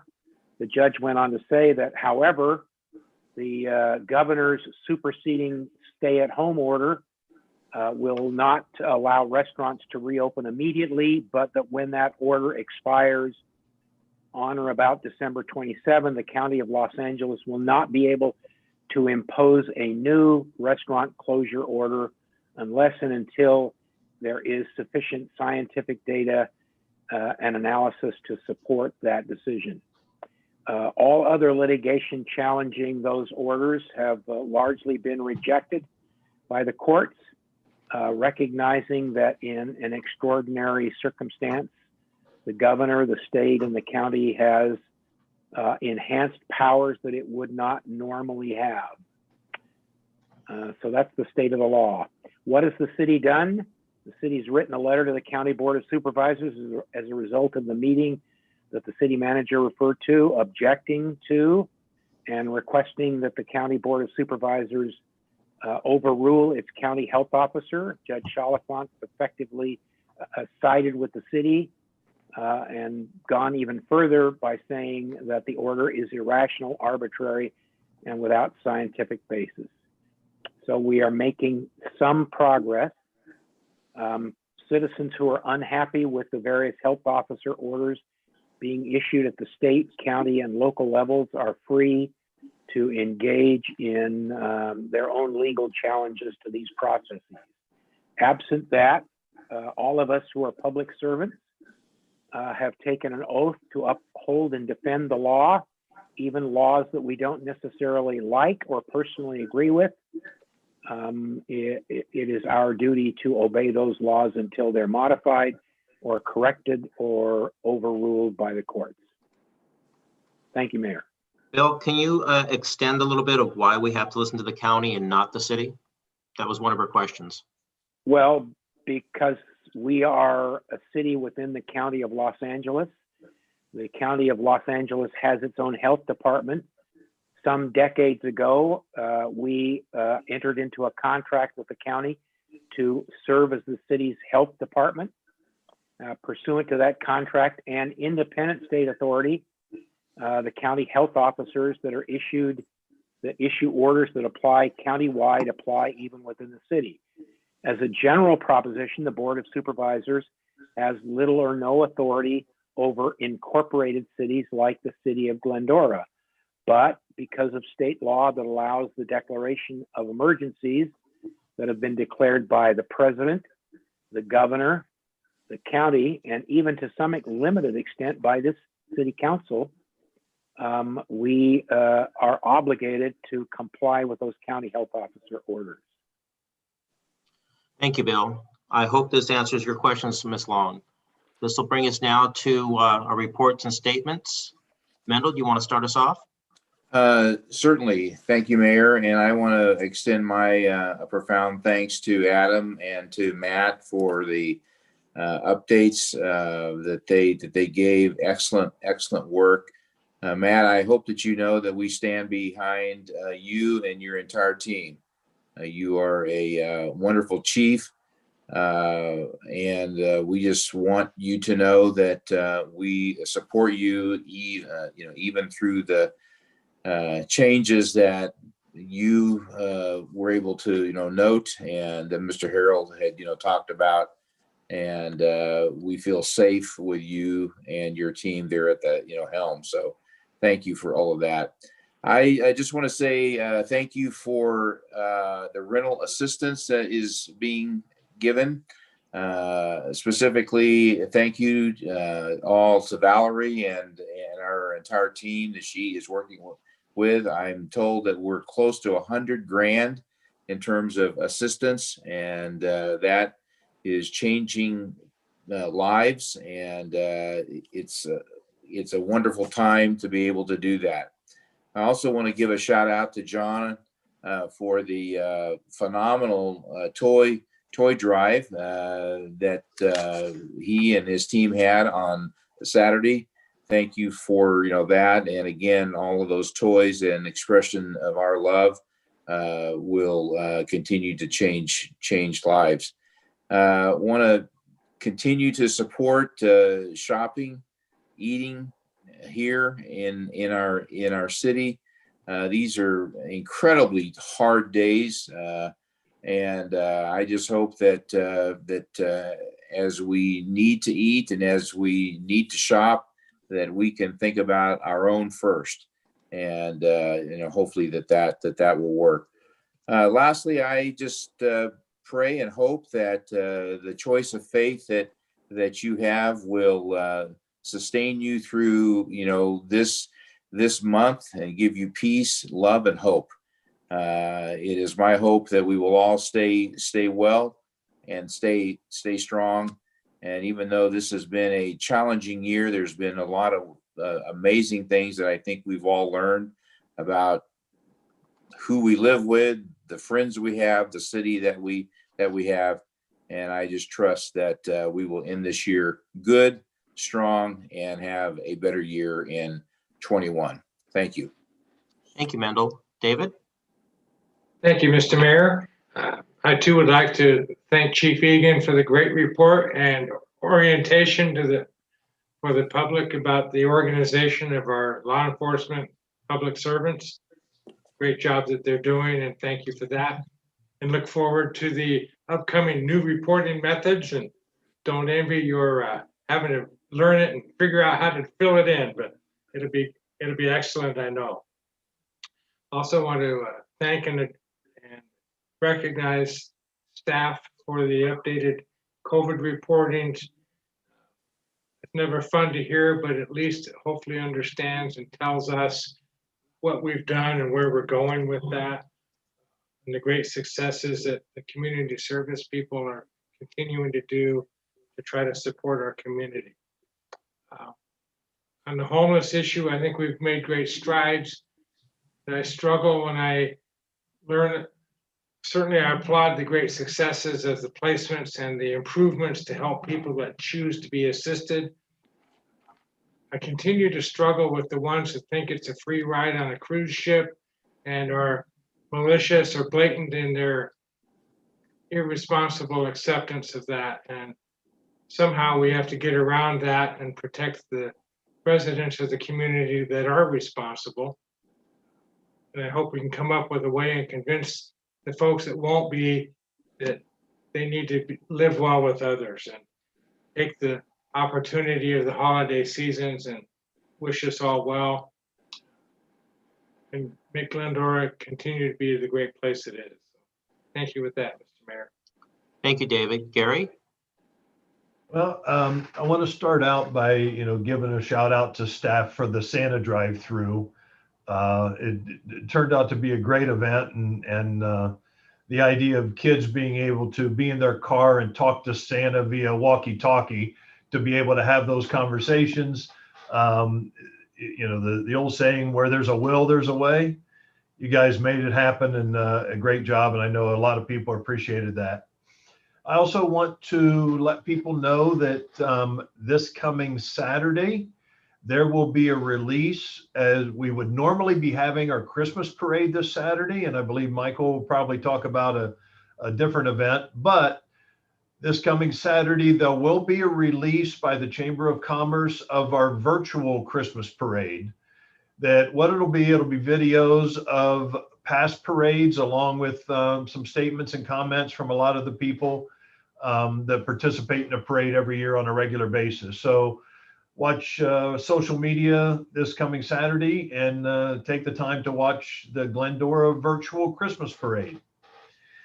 And then Lisa, if hopefully you're still on there, I would like to make one comment to you. You talked about the trash on the freeways and the on-ramps. Caltrans has a program called Adopt a Highway the Glendora Rotary Club was responsible for picking up the trash on the freeway and the on-ramps here in Glendora. And we did that for about 10 years. Unfortunately, due to loss of membership and many of the members getting older, it became extremely difficult to go out and pick up trash on the freeway. But that program is actually done by volunteers in the community. And if you'd like some more information on that, reach out to me. I'll be happy to share it with you. It would be great to get some residents of Glendora to take on the Adopt a Highway to help make those on-ramps cleaner than they are right now. And then the last question that I have, I've got a question for Bill, is between hearing what John had to say, reading the news, and then hearing Matt's update. I would like to ask, is there any possibility or does the city have any type of authority to be able to prosecute in any way? I don't know if that is something that has ever been looked into or if it's something we can discuss at a future meeting, but I am curious as to if that's even a possibility. So the chief raised that very issue with me and asked me to do a little bit of research, and so I did. So first of all, the city prosecutor's office can prosecute all misdemeanors that are included in the Glendora Municipal Code. Misdemeanors outside the Glendora Municipal Code are within the province of the local district attorney. However, there is a government code section, and while I'm talking, I'm trying to find the government code section I sent the chief. There is a government code section that says, with the permission of the county district attorney, a local city attorney and a local city prosecutor can prosecute misdemeanors under state law that are not codified in the Glendora Municipal Code. So there is a process. We would have to get the permission of the Los Angeles County District Attorney to assume that authority and that responsibility. But if the council wants us to reach out to do that, the chief only has a handful of misdemeanors in mind that he would like to be able to continue to prosecute. And if the new incoming district attorney will not prosecute any misdemeanors, then by agreement, we could assume that responsibility. And if the council wishes, we can attempt to see if such an agreement or such permission could be obtained. Okay, I appreciate that. It sounds like you guys are already having this conversation, but I'd be very supportive of having that item on an agenda in the future for us to be able to understand more about how that would work. But that was my question. Thanks for the update. That's all. Thanks, Michael. Thank you, Gary. Karen? Thank you, Mr. Mayor. Definitely 2020 has been a year that many people have suffered loss, whether it's loss of jobs, loss of the opportunity to do the things the way they're accustomed to, more tragically, the loss of health and the loss of loved ones. And so tonight I ask that we remember two particular individuals who have died in the last few days that have left a lasting impact on our community. I would ask tonight that we adjourn our meeting in memory of Hal Reynolds and Sarah Flores. Mr. Reynolds was a local resident and businessman.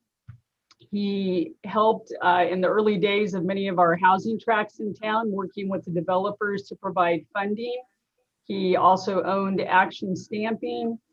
He was involved in many things around town. Whenever folks would ask for his help, he would never say no. He was just an all-around caring person. So extend our sympathy to the Reynolds family and thankful for the contributions that Mr. Reynolds has made to the city of Glendora. And also tonight, we send our condolences to the family of Sarah Flores and ask that we adjourn in her memory.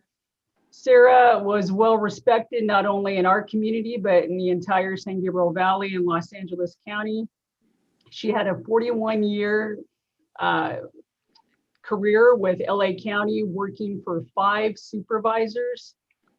And as she worked for Supervisor Shabaram, she was promoted to the position of deputy and assistant chief deputy.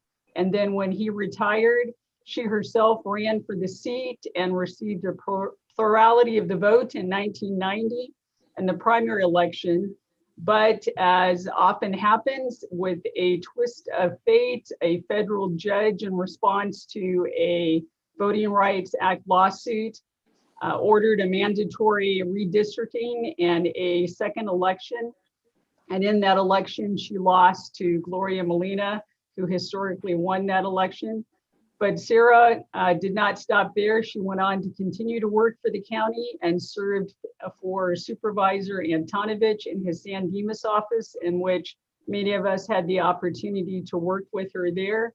And she continued not only in her professional, but in her personal life to advocate to expand job opportunities for Latinos, and was a founder of the County Chicano Employees Association.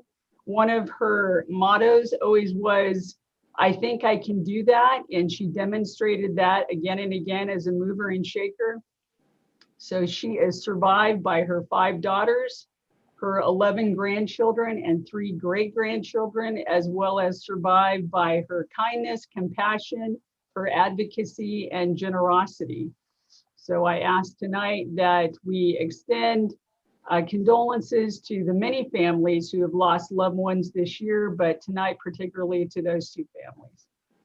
Thank you, Karen. We will close in the memory of Mr. Hal Reynolds and Sarah Flores. Thank you very much for that. Mhm.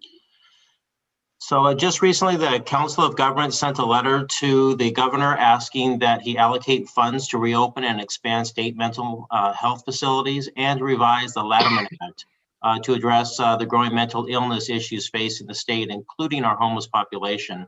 The city also sent the same letter since it was approved with the COG under our own letterhead. And on a fun note, we will be having a Where's Santa event this Saturday morning at 9 a.m. starting at the intersection of Bennett and Glendora, where Santa will be escorted through the city by our very own Glendora PD and by LA County Fire via a sled ride, compliments of Jan's Towing, checking out who's been naughty and who's nice. So we have, I believe, there's the map right there of the routes and color coded and everything. So it should be fun. We don't know exactly what the timing is on that, but it should be a great deal of fun since we weren't able to have our parade this year. I would also like to thank our media team, Mr. Greg Morton and Mr. Craig Gill, for all of their support this last year for our special presentations and our Minute with the Mayor videos. It was an undertaking that hadn't been done before, and I'm greatly appreciative of that to help communicate the best we possibly can with the community. They've done an outstanding job. A lot of work goes on behind the scenes preparing for these and post-production as well. It takes a lot of time out of their day. I'm extremely grateful for their help and support on that. So this takes us now to, if anyone wishes to reorder the agenda at this point in time. No. Hearing none, we will go on to, we have no public hearings. This brings us to consent item. Items on the consent will be enacted by one motion without individual discussion, unless a council member has requests to have it removed or separate discussion. Does anyone wish to pull or have anything commented by staff at this time? Mr. Mayor, I'd like to make a motion to approve items 5 through 12. Well, before we go there, could I ask if Adam might just explain a little bit, a brief detail about items number 8 and 12? There's some new benefits to city employees, and I just think the public might like to hear about it. Absolutely. Go ahead, Adam. I have Karen Resendez on the, she'll talk this evening, and June's on as well. We can provide clarity on the vacation accruals and state insurance. Go ahead, Karen. Good evening. On item number 8, this is not a new benefit. During the implementation of our online timekeeping system, which is the Chronos system, we discovered some errors in our current payroll system and how vacation accruals were being provided to employees, just a select few employees. So what we sought to do was to simplify the language. So we contacted Glendora Management Association and AFSCME as well and discussed it with them. There was previously 2 tables. So what we sought to do is combine it into one table showing the 2 different leave accrual and based on the year, and to clarify and simplify when an employee would receive the next tier of vacation leave. So nothing has changed in the intent or the level of benefit, and there's no additional cost to the city. It's just to simplify the language. Have any other questions on that one? And then item 12, Karen? Yeah, Okay. And then on item number 12, we've been working with Keenan and Associates on reviewing all of our benefit offerings. And during the summer, we actually moved to a short-term, long-term disability program for our executive management team, as well as the Glendora Management Association. And at that time, we started discussions with AFSCME as well to move them out of the state disability insurance program into the city's disability insurance program, which provided short and long-term. So this is a better benefit for AFSCME employees and also consistent with our management employees, and also at a reduced cost. thank you. I just thought it was important for people to know that, you guys are actually looking out for our employees, getting them better benefits at no cost to the taxpayer. So thank you for that. That was the only thing I had. Thanks, Michael. You're welcome, Gary. Adam, can you also comment on item number 11, Sure. showing that this has no effect on the removal of the water tank? Yeah, so item 11 is a per capita resolution for some grant funding for some playground updates to Gladstone Park. There are 2 playgrounds at Gladstone Park. And if you've been there, I see John, if he's on the call, in case I mess anything up, he'll add on for me. But replacing the rubber that's there with a port-in-place rubber and replacing some of the playground equipment for more accessible playground equipment.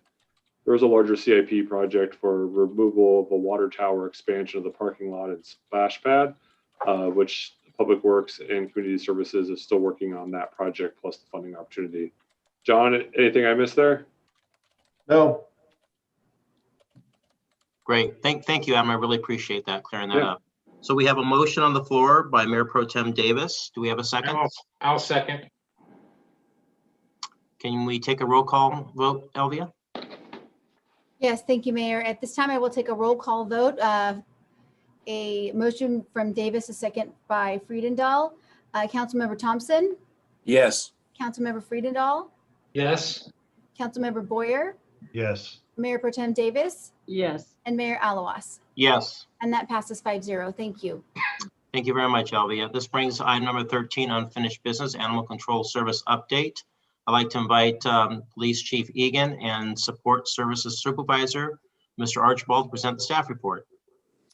Thank you, Mr. Mayor. This will be a joint effort. I'm going to call upon our city manager, and at the conclusion of the presentation, we also have the CEO of Inland Valley Humane on, Nicole Brzezinski, to talk a little bit about upcoming programs and to provide some context for council. So next slide, please. Our recommendation, too far. Our recommendation is that council receive an update on animal control services provided by Inland Valley Humane. And now, next slide. So just to put us in, provide some background, June 9th was our first presentation of animal control services, which included a contract renewal and a license fee resolution. Council at that time did not approve the resolution or the contract renewal and instead directed staff to take a look at licensing tiers, penalties, canvassing tactics, and other billing questions. Staff returned on June 23rd, presented the updated fee resolution and contract renewal with some clarification and documentation to address city council questions that were proposed to us on the 9th. Also at that time, council adopted a resolution which included an amnesty program. Council signed that 1-year contract extension, and we're currently in that contract presently with Inland Valley Humane. Next slide, please. At the July 30th strategic planning session, Mayor Alawas and Councilmember Thompson requested staff to again take another look at animal control and really dive deep into an overview of the current animal control operations and what future animal control operations look like. As you're aware, strategic plan was approved on October 13th. And in order to provide future direction to on the animal control services contract by staff, City Council directed us to return by the end of the year, so December 31st, and we just made it, with an update to animal control services. And again, this is related back to strategic plan item number 38. Next slide, please. Just for historical background, Inland Valley Humane was established in 1949, provides full animal service care, sheltering services, and animal control response for the city of Glendora for the past 7 years. They house a state-of-the-art building that's among the finest in LA County. It's located locally, right near the Mission Boulevard and 71 Freeway in Pomona. It's about a 15-minute drive. Some new construction going on there so that there's a better, more customer-friendly entrance portal and parking area being developed. So it's really a really nice facility. They, in addition to providing animal control officers and all of those type of direct animal control sheltering services, they also provide veterinary surgical staff. They have full-time veterinary staff. They can do a variety of surgical and medical veterinary procedures on animals if needed to help either sterilize them or provide life-saving measures. Facility also provides animal control services to neighboring communities in the San Gabriel Valley. They like to use contiguous cities, so cities that share a common border. And current list is Covina, Chino Hills, Chino, Claremont, Diamond Bar, Laverne, Montclair, Ontario, Pomona, San Dimas, West Covina, and the unincorporated smidgen edge of the West End communities of San Bernardino County, kind of butt up to Chino Hills. Next slide, please. So operationally, how we dove into this, we had a lot of meetings. The first meeting took place on July 13th. Mayor Alawas and Councilmember Thompson and staff from the city manager, and myself, met with Inland Valley Humane. It also included the board chair and the president, the CEO, and the operations manager. We had a very candid and free-flowing conversation to talk about Inland Valley operations, their billing and invoicing, license canvassing, and other related issues. That led to a follow-up site visit on August 28th, where the same group met at the Inland Valley Humane Facility. We had a nice tour. We got to see how operations worked, how they engaged with our community members at the customer service counter, tour of shelter operations and veterinary care. And we sat and discussed further operational issues. Since then, staff from Inland Valley and ourselves at the city have had several occasions to go over current operation, future changes, and as well, we collaborated. They were an integral partner and collaborative member with the Coyote Management Plan that Mark Archbold presented a few council meetings ago. Next slide, please. One of the byproducts from the June 23rd City Council meeting, that staff developed a license amnesty program. It was designed to soften that initial cost of licensing for the increased fees to unaltered dogs.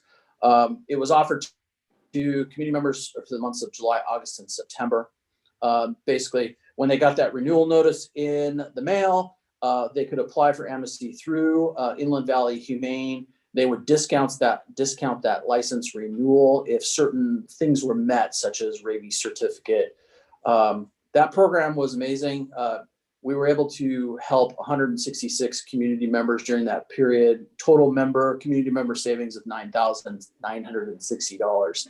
So that's 166 licenses that were issued. So that's ensuring that there's 166 rabies certificated, I don't know if that's a word, certified animals in our community, which goes to the effort of providing a healthy environment for both the community members and the pets that those community members have in our area. So again, although the program has ended, Inland Valley continues to offer community members a 90-day extension on a case-by-case basis. So I failed to add that note at the foottail at the end of this document, but it's a case-by-case basis. So if a community member has a concern, they can reach out to Inland Valley, and case-by-case, they'll go over it with that person and ensure that they have time to meet the licensing requirements and to pay any fines, and work with our community members as needed. Next slide. The next item we talked about was a unified fee structure and animal control ordinances. So what we found, and what council is probably very well aware of, is that city to city in the San Gabriel Valley region, all of the fines and fees and penalties and licensing is different. There's all sorts of different individual municipal codes and adopted schedule fees. Many of these fees were in place prior to joining Inland Valley. And so it presents a challenge. Fees and fines are governed by the California Food and Ag Code, which sets that a dog license issued and the penalty shall be 1/2 or less as required of the dog license fee. So assuming that the dog has been spayed or neutered, cities can set those fees at lower amounts, being attentive to community member needs, but they cannot go any higher.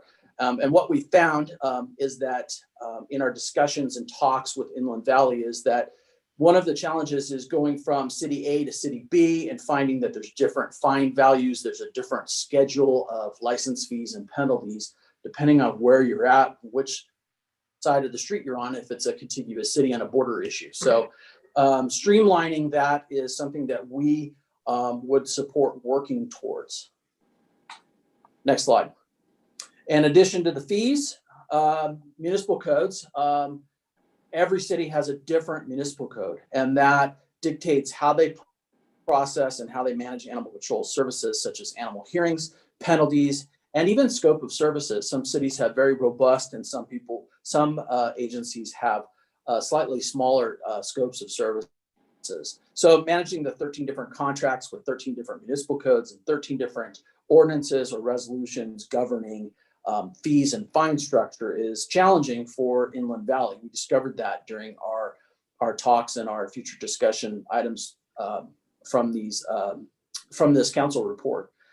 So what Inland Valley is proposing is working towards a model animal control services ordinance for all member cities to adopt, so that it's the same from city to city, making it easy. If I live in city A, I can expect that city B is unified in the fine and the fee structure, and that'll make Inland Valley's response and billing and invoicing more structured and unified. We also are aiming to, staff expects that the proposed fee structures and animal control ordinances will be submitted to the 13 cities for consideration in early 2021. Next slide, please. So I'm going to hand it off to Mark Archibald. He did some research into alternative vendors, which is one of the council items that we were tasked with. So Mark, I'm going to hand it off to you so you can go over this. Thanks, Chief. Good evening, Mr. Mayor, City Council, and the community, and thank you, Chief, as well as Mr. Raymond for having me this evening. Staff found that the San Gabriel Valley, throughout San Gabriel Valley, only one city, Pasadena, maintains its own sheltering facility. The rest of the San Gabriel Valley contracts with LA County Department of Animal Care and Control, Pasadena Humane Society, or Inland Valley Humane Society and SPCA. Fiscal years beyond 19 and 20, LA County announced a sizable increase to provide animal control services to their contract cities. That cost does not include license canvassing. If cities would like to add canvassing, that is an additional expense added to the gross cost contract amount. Next page, please. Staff examined alternative animal control services in the surrounding areas that provide similar service levels. The table provided to the City Council in the staff report is not a true apples to apples comparison, but a general overview of services provided to the other agencies, including level of services and inaccurate revenue projections. True net cost amounts were not always available. Next place, please. Based on staff research, the median cost per capita across the San Gabriel Valley is approximately $4.90. Again, that's per capita. In comparison, the city of Glendora's cost per capita with IVHS and SPCA is $3.63. We used IVH's scope of services as a similar service guide and dove into differing costs. That cost was applied to a per capita cost average across listed cities. The fluctuation between different IVHS contract cities is due to differing call volume or workload. That concludes my report, sir. Thank you, Mark. Adam, we are at billing and invoicing now. Can you take over, please? Next slide, please. So one of the items the City Council wanted us to look at was the historical ebbs and flows of revenue that's associated with years where there's license canvassing and not. There's different types of licenses in a 1 year versus a 2 year. You can pay penalties up to 2 years in arrears.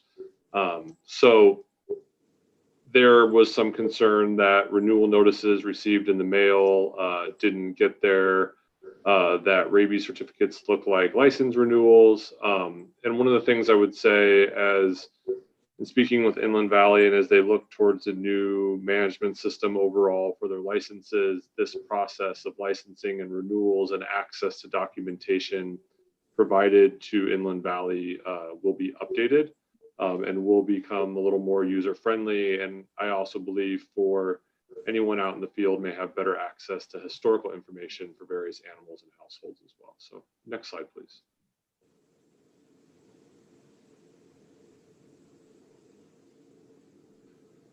So we talked a little bit about this too with Inland Valley. One of the other items I'd like to just sort of touch on is through the pandemic, 2020 fiscal year was a canvassing year. And as we'll note in the revenue details, which I believe are provided later and are in your staff report with the tables, canvassing year has more revenue as staff oftentimes catches pets that haven't been licensed and recapture revenue for up to a couple of years.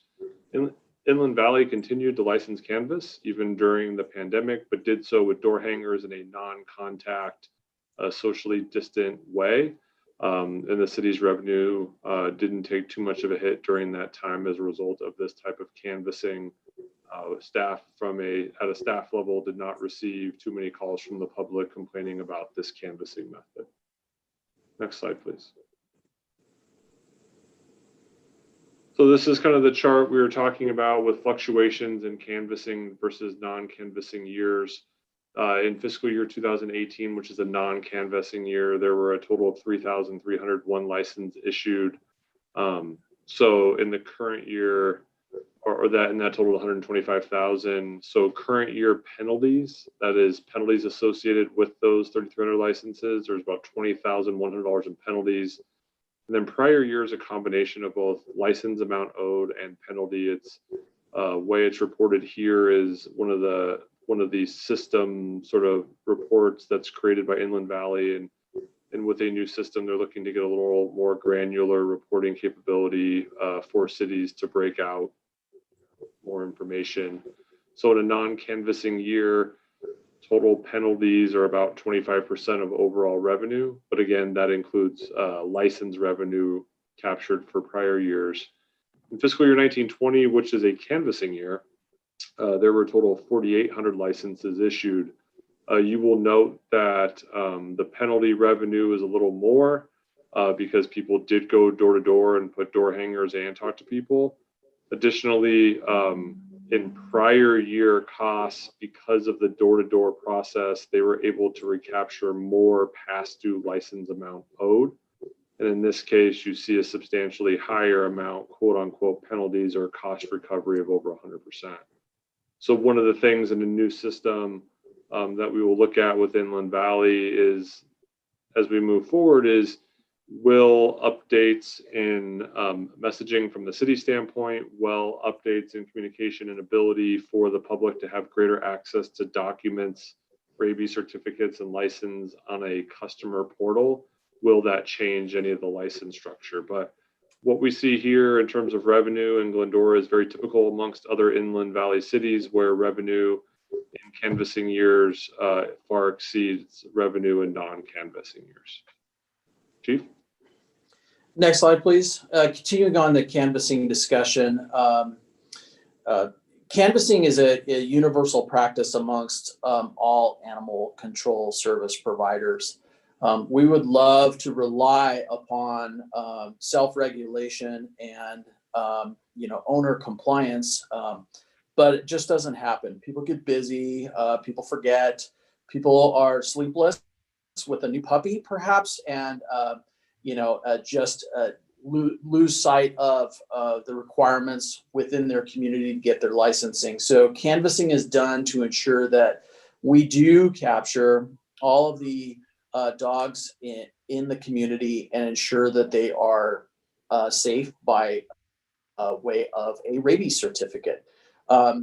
So one of the items that we were tasked with was, talking about canvassing and about the methodology behind it. As Adam just stated, amid COVID, 2020 was a canvassing year, but they did it in a very different way. They did a soft approach to canvassing, which was fairly successful, as indicated. Our income for canvassing and for license renewals was fairly much on par with this new social distance canvassing methodology. So it yielded good results, and moving forward, it's likely to continue into 2021 and 2022, and maybe even other cities as they see fit. Just a note too, the discount to gross cost of services is based on from canvassing. Our Glendora discount is $200,000. As Mark indicated, under other contract services, other contract cities have a set fee for canvassing.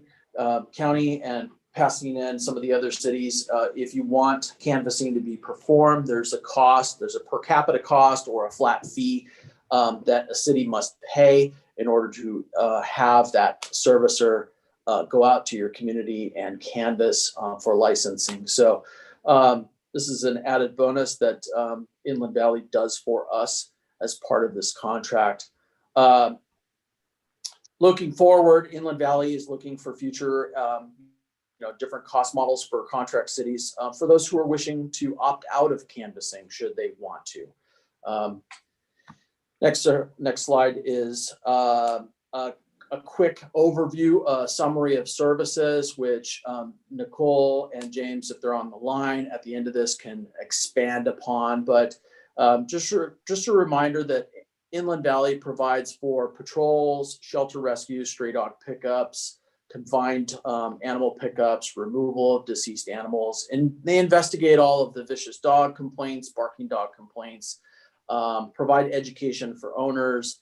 They also do all of the court processing and filing for any kind of vicious dog reports or seeking prosecution against pet owners for various violations. They, as I stated, provide shelter and care. They do this Monday through Saturday from 8 a.m. to 9 p.m. And they're always available for emergency callouts in the after hours and on Sundays. And just a side note, they are our primary contact for general inquiries about coyotes. That includes your yard audits, where they will assess a community member's property to make recommendations to make it relatively coyote unfriendly. They also address sick and injured coyotes not freely roaming, aggressive coyotes threatening people or pets, and if a coyote attacks a community member's pet. They are the primary point of contact for that. Next page.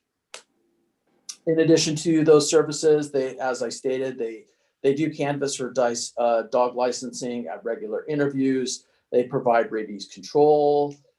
They also do some really awesome things, including providing low-cost spay and neuter clinics every year for community members, and that's all San Gabriel Valley. It's an amazing event. They had a drive-through one that was social distanced, and I'm sure Nicole will talk about it. but overwhelming support. And they had a silent benefactor that made it free for everyone. So it was really a treat for everybody who showed up to have their animals licensed and have them receive their vaccines, and they had that done free of charge. We have a dedicated officer to the city of Glendora that investigates cruelties. They're also an integral part of our emergency operations center in the recent fires, and if there's any recent emergency activations regarding natural disasters or whatnot, they respond with an emergency rescue unit. They're able to safely remove and house community members' horses and other livestock and other animals so that they can be attentive to their property and their fellow humans in that house and not have to worry about their animals. It's an amazing service that they provide to our community. They do speak online classes, on-site classes for public, and talk about pet care and other items. So what does 2021, next slide, hold for IVHS? Well, we anticipate, as stated, a 2-year contract proposal being offered to all contract cities with really little substantive changes coming. As stated, we're hoping that pricing models will be evaluated after the Inland Valley Governing Board meets in early 2021. That will allow us time to prepare for the upcoming 2-year budget planning process. Also, as stated previously, Inland Valley is going to move forward with looking at a unified fee structure and a unified model municipal code for all of the contract cities. They're going to undertake a comprehensive review of services provided to each contract city and really take a responsive approach. Next slide, please. Finally, just a few highlights. They are always looking for a continued way to improve shelter operations. Recently, Maddie's Fund grant was conducted in September of 2020 by University of Florida, where a shelter medicine team did a shelter assessment at Inland Valley. It's a comprehensive assessment which looked at everything from top to bottom, and identified areas of improvement. They're already at, Inland Valley's already at the Getting to Zero, the no euthanasia of healthy, treatable, adoptable animals. But they also looked at how to increase those numbers and also look at some highlights. Some of the highlights they noted was that Inland Valley has a successful licensing program. They have a long tenured staff who are passionate about this mission and working for the organization for the betterment. And three of the recommended were something that is in process and things that were very on the forefront of our minds when we were talking with them, which is the management of the licensing software, which is related to billing and invoicing, looking at the model or general a blanket across all contract agencies, municipal code with the service cities, and looking at a streamlined fee schedule. Next slide, please. And excited to announce that the latest program called Home to Home just hit go. It's live. I was excited to talk to Nicole just on Monday. This launched on December 7th. It's completely free. So with the closure of lots of places, some people can't care for their pets. And instead of just dumping them or phoning a friend or dropping them off in Inland Valley, Home to Home is an organization where there's an online portal where you can say that you no longer can care for your pet, whether it's because of financial conditions or your own health restrictions, or it's just too much. And instead of dumping that pet and just hoping that it finds a home, this organization that partnered with Inland Valley, you post a picture of the pet, and then people who want to rehome that pet apply, and Inland Valley makes the connection between the community member who wants to give up that pet and the hopeful adoptee family.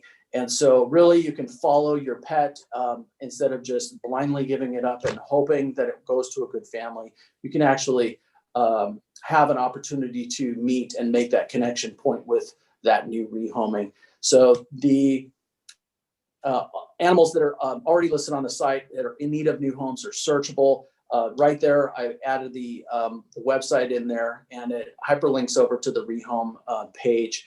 It's all posted on their Facebook page as well. So there's adoptable pets out there. And again, this is a hugely amazing connection portal so that people wanting to rehome their pets just don't dump them on the side of the road. Next page. Just before I conclude, I just want to say that Inland Valley Humane has been and continues to be a valuable partner for our community for animal control services. They have been responsive to our community concerns, city council and staff input. Throughout all of our operation meetings, our internal processes have been examined, and they continue to be examined to provide the best customer service experience. And to expand and answer any questions, I'd like to hand it over, if you could unmute Nicole, so that she can talk some more about it. Thank you. Welcome, Nicole. Thank you. Good evening, City Council, community members, and staff. I am definitely available to answer any questions. I think Chief Egan did an excellent job outlining everything that's going on. As he said, we have a brand new program that we launched in partnership with Home to Home. It's an online tool, and hopefully it will enable people to rehome outside of the shelter. You can go to our homepage. It is on our banner at ivhsspca.org. We did make NBC News yesterday at the 4 o'clock and 6 o'clock hours. So we have garnered national attention. We actually had somebody reach out to us, even wanting to adopt from Florida. So it's exciting stuff. And, we hope to continue to partner with you. As we've talked internally, there's a lot of things that we're trying to improve for the betterment of community service and partnership with our cities, and also just to be able to provide the best possible care to the animals. And during COVID has obviously tested all of us, as was so eloquently put earlier. Excellence is not a destination, but a journey. And so we continue to strive for that, and we will continue to take input from our service cities and community members. So I'm here to answer any questions. Thank you, Nicole, Chief, Adam, and Mark. Appreciate the presentation and the information. I'm going to open it up for questions on the City Council. Mendel, do you want to start? You're muted.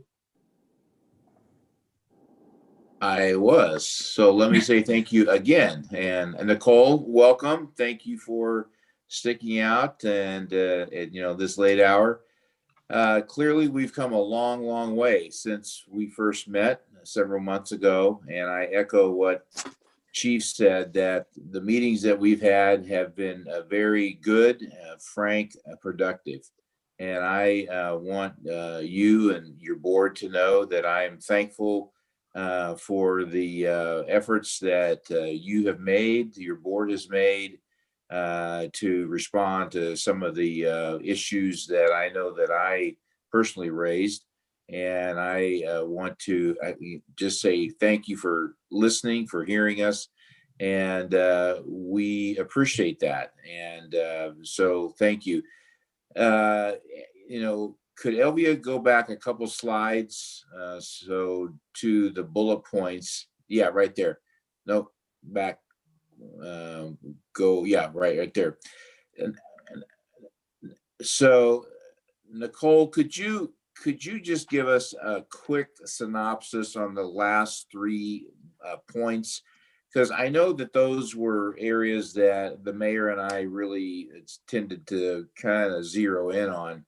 And I guess what I want to know is some anticipated dates that these 3 points are, you feel like you're going to land on, and I'm not going to, hold you to it, but could you give us just kind of a framework as to when you think you're going to land on these points? Sure. So the first recommendation that's listed is to procure a shelter management software. And so that's something that Jim and I have been working diligently doing demos.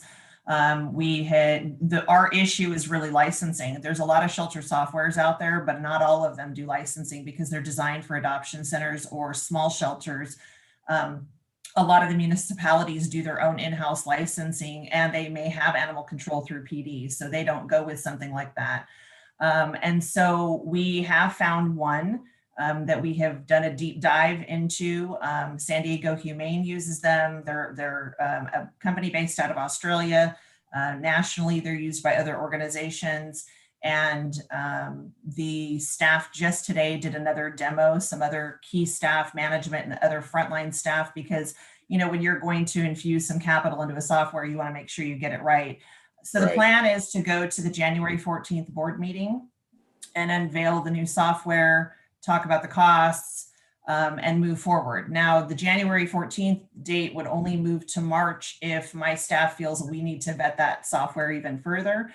The company has said they can do a rollout in 3 months. I'm not optimistic about 3 months because of a data transfer. And as you know, data transfers can be dicey. So I would say 3 to 6 months. So I envision definitely by July 1st, we should have something in place that's actually operational and functional, not only on the back end, but front facing. And in addition to that, the municipal code and the fee schedule are all something that are going to be rolled out after the January 14th board meeting. That's something that we're going to toss out to the cities for even before we start contract negotiations, to throw out for first rounds of comments so that we can get back some substantive information. And if everybody's having major heartache, let's work out the pieces, because again, we have 13 municipalities. So good. Well, thank you. I really appreciate that. And like I said, I know that we've met a couple times. We've really talked well, and I'm excited that you know, I think we're landing well. So thank you. Thank you. Thank you, Mendel. David? Yeah, thank you, and welcome, Nicole. And I think Jim's on here too, so to him. Yes. Thanks, Matt, Mark, and Adam, for a great presentation. I certainly appreciate the Inland Valley's continued partnership, and certainly the recent effort to help us educate about coyotes and how to take care of Wiley and keep them all where they want to be and us where we want to be. I would ask, and I'm not looking for an answer right now because it's not something I expect you would have, but as you look at the rate program and the standardizations, I think I mentioned last time we were talking, please look at the timing of it, because you got a new puppy in the house. The city's recommendation for when the license may not coordinate with the vaccination and spay and neutering and things. And so the customer can end up with a unavoidable late fee or things, and that may or may not be the right way to go. But if you would give some consideration on those timing and education processes, I think that'll be a great sell. Beyond that, keep up the great work and the growth and the education coming. That's so welcome. You know, we tell all our citizens, wear a mask, but let's also license Fido. So thanks for that. Thank you. Thank you, David. Gary? Really not a whole lot to add. I just want to thank everybody involved in this process for listening to the concerns of the residents of Glendora. And I'm confident we're going to land this puppy someplace that's going to make everybody happy. So great job to everyone. You're going to land this puppy in a home. That's right. Thank you, Gary. Karen? Yeah, I was going to ask if there was a pun intended with that. But, thank you very much, Chief Egan and Mark and Adam and Nicole and Jim. I know that this has been a long and arduous process. Appreciate your patience and perseverance, and appreciate the service that Inland Valley provides to our community and neighboring communities. So thank you. Thank you, Karen. I too want to extend my thanks to everyone that had a piece of this. I know that there was a lot of emotion in the very beginning when we first started this process. I'm really curious to see what the outcome, particularly with the billing that was touched on here. But I guess we're a little premature until you get your new system in place, see how it works, and how you communicate that out to the residents out there or the pet owners. Because that's, at the end of the day, that's what it's all about, is the service that we're providing, particularly with the billing, because that was some of the issues and some of the confusion that was surrounding that. So So I applaud you for moving to the next step of trying to find a solution moving forward for that. So with that, I'm going to request a motion to receive and file the update. So moved. Mendel Second. seconded it. Okay. And Elvia, can we do a roll call vote, please? Thank you. If I heard it correctly, it was Mayor Pro Tem Davis with a motion and Councilmember Boyer with the second. Is that correct? That's fine. Yes. Thank you. I will take a roll call vote. Councilmember Thompson, You're muted, Mendel. Yes. Sorry. Councilmember It's Friedendahl, after 9. Yeah, it's after 9. Yes, please. I'm muted. thank you, Councilmember Friedendahl, Yes. Councilmember Boyer, Yes. Mayor Pro Tem Davis, Yes. Mayor Alawas, Yes. and that passes 5-0. Thank you. Thank you, Elvia. This brings item number 14, first reading of an ordinance providing for recovery of attorney fees and trouble damages in certain code enforcement matters within the geographic boundaries of the city of Glendora. I'd like to invite the city attorney, Mr. Bill Winder, to present the staff report. Thank you, Mr. Mayor, members of the council, and ladies and gentlemen who may be joining us. In the comprehensive reports that were provided earlier tonight by both Adam and the chief, there was a discussion of recent legislative actions that the council has taken to make its enforcement options more robust, to comply with federal court decisions, and to otherwise address some of the ongoing quality of life issues that appear from time to time in cities, including dealing with abandoned shopping carts and camping and other activities in the city's rights of way and other public places. We've also learned that since we've become your legal counsel, that on occasion the city has some serious code enforcement violations which require enforcement activities at both the administrative level and at the city prosecutor level. And we have learned by sad experience that we have on occasion some folks in our community that we affectionately refer to as scofflaws. That is, individuals who repeatedly violate laws and ordinances which on their face are somewhat difficult to enforce, absent the desire of every citizen to obey the law and to maintain their property. And sometimes these scofflaws are willing to pay administrative fines and penalties as a, quote, cost of doing business, close quote, in the city. So we, working with the police department and the chief and the city manager, looked for additional tools that would encourage good behavior and discourage scofflaws. And a couple of the tools that are not available in the city's enforcement tool shed are before you tonight in the form of this draft ordinance. The first tool is to make it possible that, if necessary, the city can recover its legal costs in administrative, criminal, or civil enforcement actions to obtain compliance with its municipal code and to abate public nuisances.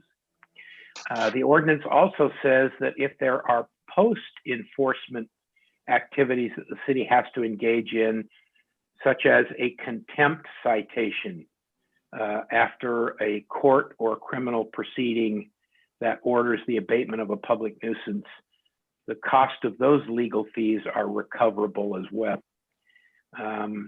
When the only cost of being a scofflaw is to pay an administrative fine, there are folks who can make the decision to incur that cost. When that cost gets multiplied by the cost of legal services to obtain compliance with the municipal code, the incentive to be a scofflaw reduces. So the ordinance adds this entitlement on the part of the city as one of its elements.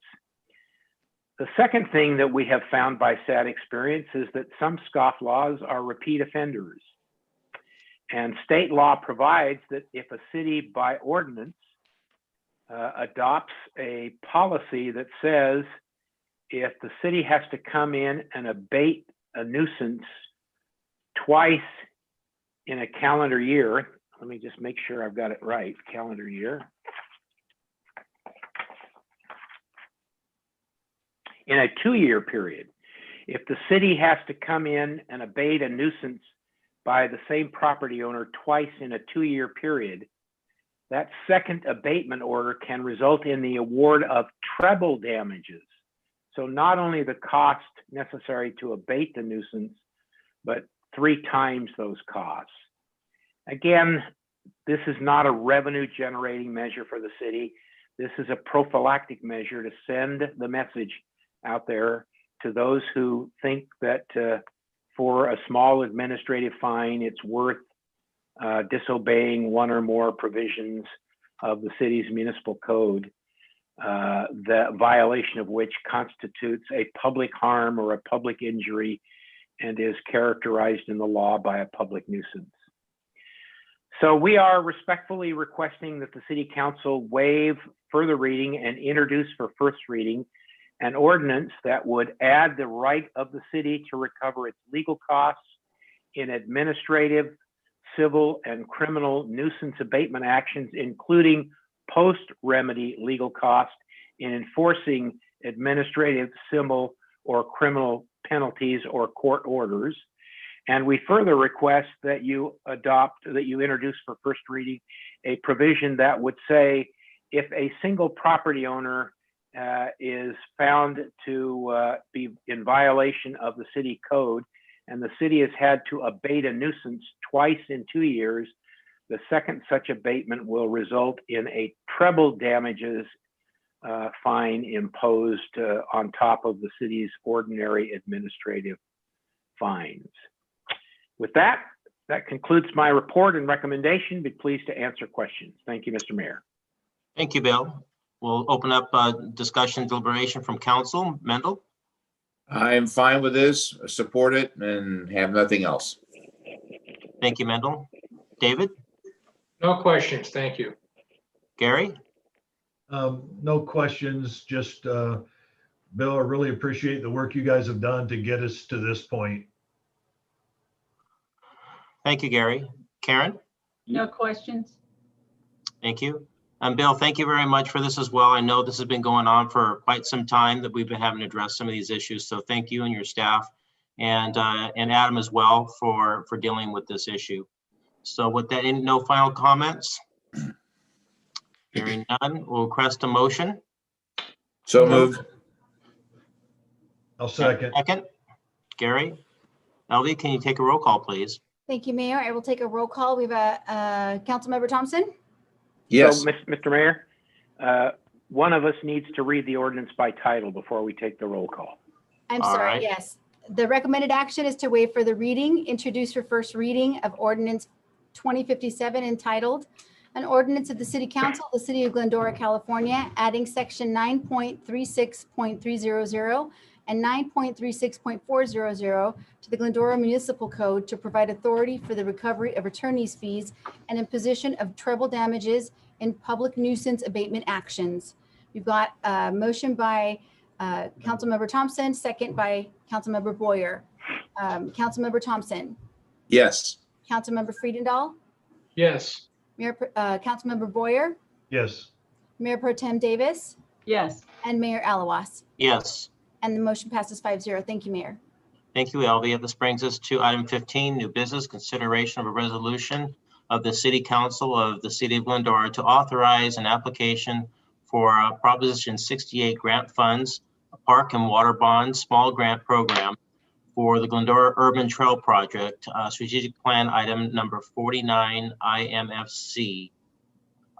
We also have a revised staff report. I've assumed that everyone received it. It was also put online. So with that, I'd like to invite Transportation Manager, Mr. Stephen Mateer, to present the staff report. Great. Thank you, Mayor, and thank you, City Council. My name is Stephen Mateer, the Transportation Manager for the City of Glendora. The item before you is a resolution to allow staff to prepare a grant application under the Prop 68 Small Grants Program. Next slide, please. By way of background, this grant is intended to apply for further construction activities on the Glendora Urban Trail System. In 2011, the council adopted a parks master plan, which identified a series of 3 urban trails systems on the flood control channels in Glendora. In 2017, the city was awarded ATP funds, or active transportation funds, and 2018 phase 1 along the San Dimas Wash from Louis Pompey to Sunflower Gladstone was completed. However, as we move through the ATP application, there's a substantial scope and budget issues are identified by Caltrans.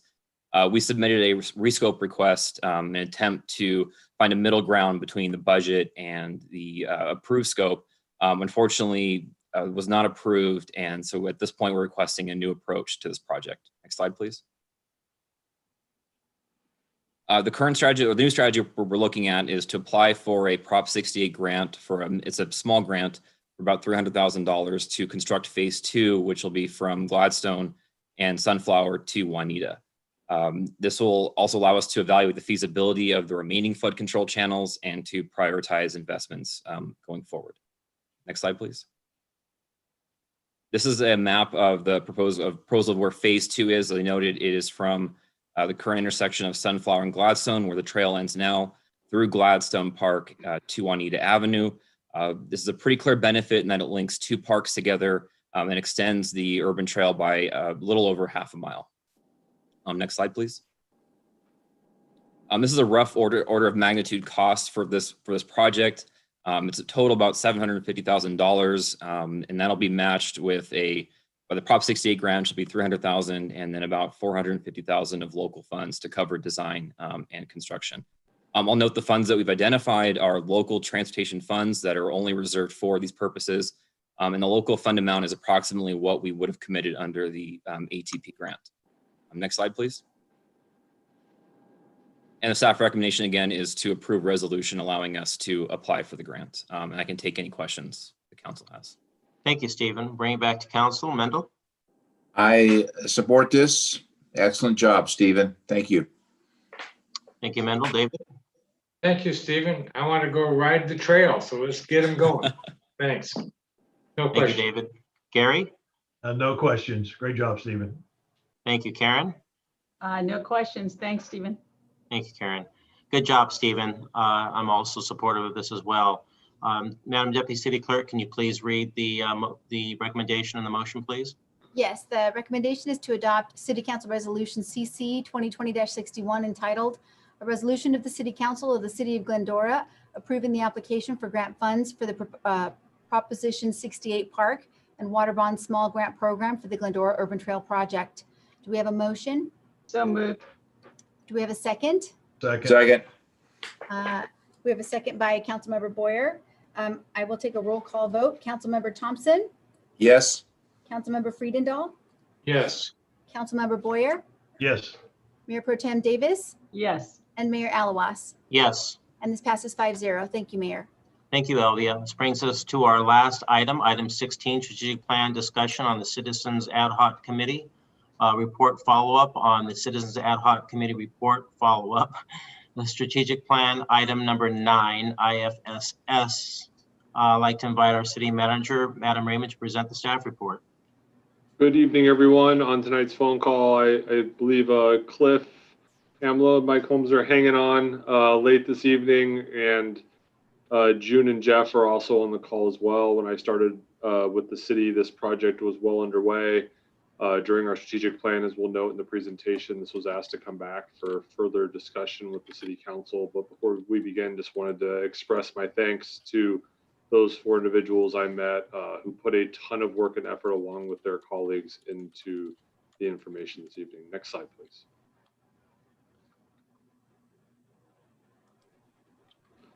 So in April of 2018, the City Council established the Ad Hoc Citizen Advisory Committee.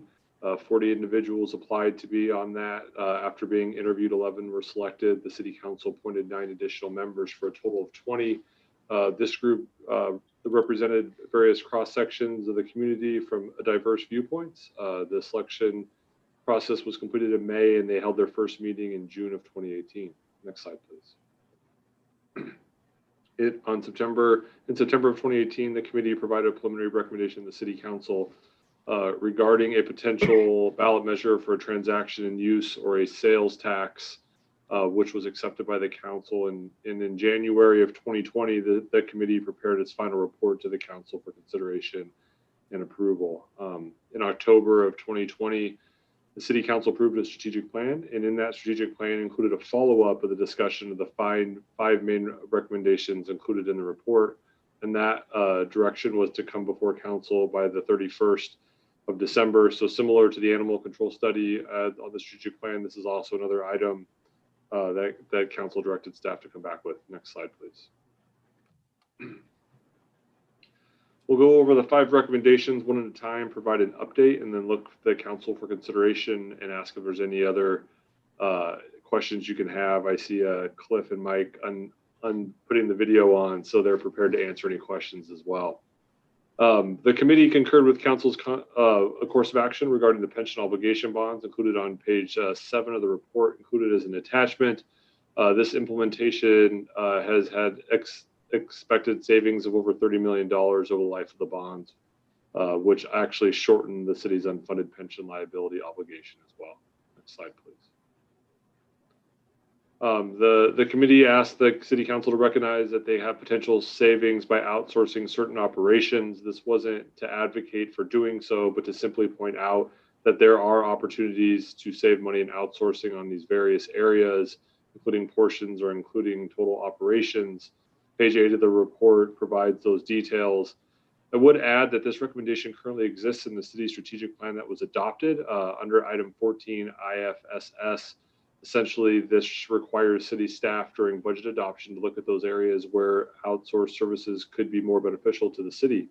And as recently as the September 10th city council meeting, the city council moved forward with a further outsourcing of the city's maintenance for parks, medians, open space, and these are one of the areas identified during the group's initial review.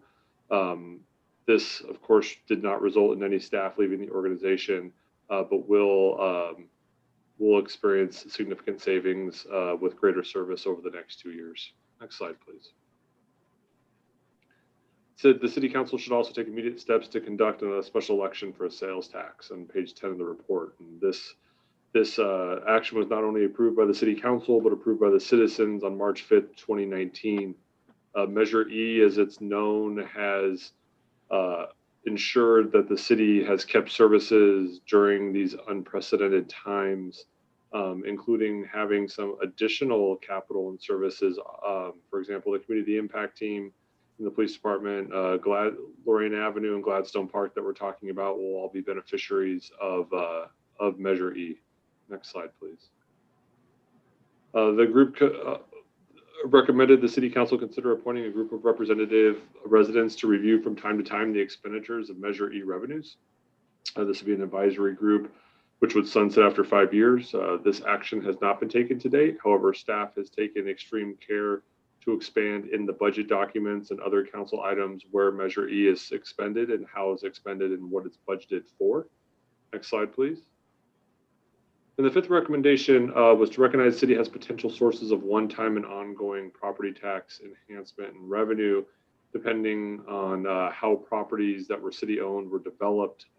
Again, not an advocating side to do such, but they definitely pointed out that the Glen Oaks Golf Course, San Jose Tract, which is just north of the city's main public works yard, South Hills Wilderness Park, and the Equestrian Park are all potential opportunities down the line. The overview and the rationale and descriptions and sort of notations of all these properties occurs on page 11 of the report. Next slide, please.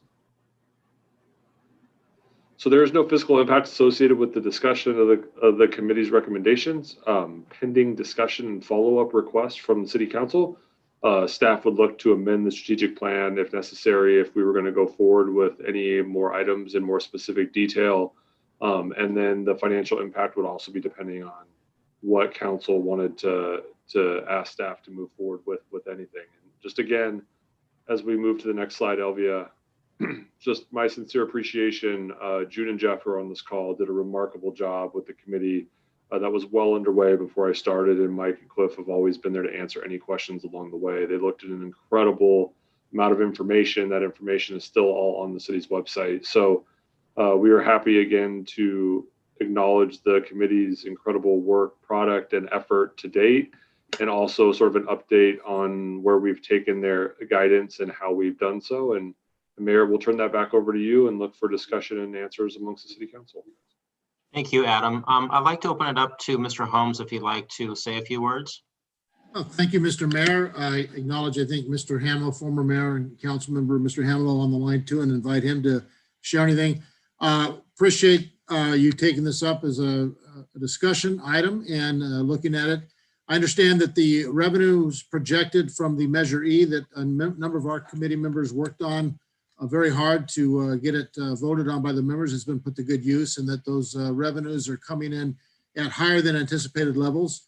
The one thing we heard consistently from the community that we met with as part of the Measure E process was street repairs. I didn't hear, Mr. Raymond, if some of those funds were being dedicated to street repairs or if the Measure E funds allowed for other funds to be dedicated towards street repair. That's one thing we heard consistently from the community in the Measure E discussion.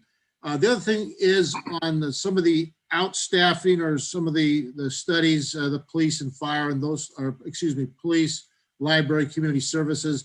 Those are recommendations and we understand that they would need, any time that those were discussed or are contemplated, would need a tremendous amount of study and research and community input. We were a little more comfortable with some of the excess property that the city has, particularly the golf course and the 5 acres that is near the public yard as potential revenue sources as a one-time sale, but also as a continuing revenue stream from property taxes. So those are some things we consider if there's another concern with financial or deficits or anything like that. Done a great job. We're proud of Glendora and the opportunity we had to serve on the committee, and I'll defer to Mr. Hamill. Cliff, would you like to say a few words? Well, I think that Mike has pulled it all together. I do believe that it would serve, I think, the community and certainly the committee well if once we get out of this lockdown and could meet in person, that the committee meet one more time and have an update on all that's gone on, the money that has come in from the proposition that we passed, and then hear any other suggestions that the council will have come up with in the meantime. But to me, we need to probably just put things off till June, July or something like that, and maybe get the committee back together and tie the loose ends. That would be my thing. I think that passing the sales tax was a major issue. And I know that you're outsourcing some things. And so I would suggest that to meet the request of the committee for an update, that we meet again when we can. Thank you, Cliff. I'll bring it back to Council. Mendel? Mayor, thank you. And Cliff and Mike, thank you for being on. Most of all, though, thank you for your amazing work during those months. You guys were incredible, and you've given us a map as to some things that we definitely need to think about and things that we have done, as Adam has said. And June, Jeff, thank you for being there. And as Chris left and Adam came, you were able to educate him. And Adam, thank you for the follow-up that you have given to a lot of these things.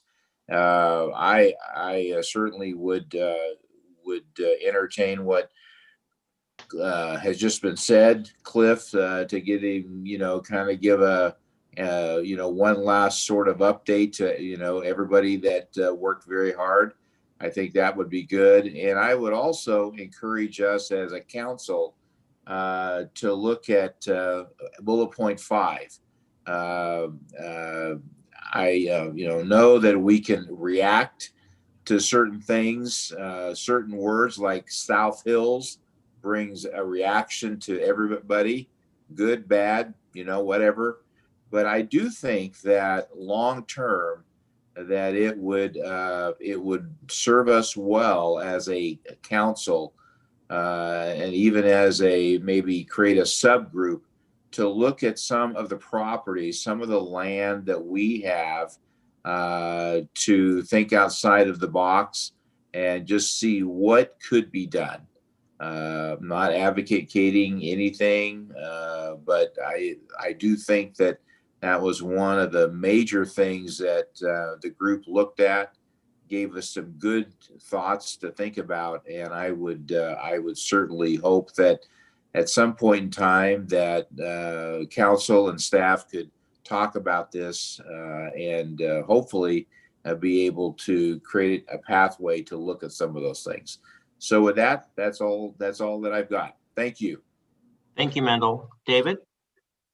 Yeah, thank you, gentlemen, for the great follow-up report and the continued commitment to seeing this through. The great vision and the execution of the things we've accomplished are tremendous. And as Mendel shared, some of the future looking of what can we do with properties that are available. So thank you for that. I have no questions.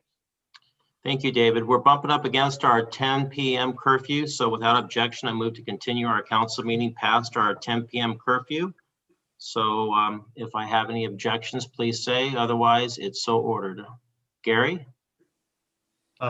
Just want to ditto the appreciation for the committee and all those involved in taking on this task. But I think it's important that, we got feedback from the community on a variety of ideas. And I got to tell you, if anybody's still watching at this time or watches this on video, this is one of the reports that I think it's important for every resident of Glendora to read. Yep. Take the time to go on and take a look at this. And there's a understanding here of some of the tasks that we have to deal with and that our staff has to deal with on a regular basis. There is, and the other thing to keep in mind is everything that's talked about and discussed in this report is not necessarily suggestions or recommendations, but you got to take a look at every option that's available to us so that we know what's on the table to have those discussions. And it was really important to talk about some of those tough subjects. But the one item that I'd like to take another look at is the idea of appointing an oversight committee for the Measure E funds. We asked the residents of Glendora to entrust us with a additional local sales tax that I got to tell you is really rare in the city of Glendora to pass an additional tax. And the fact that we were able to get the residents to entrust that we were going to manage this money appropriately, I would really like for us to consider having that oversight committee so that there can be residents involved to report back to the community exactly how funds are being spent and just confirming the fact that money is being managed appropriately. So I don't know if anybody else would like to key in on that, but I would like to see us move forward with that.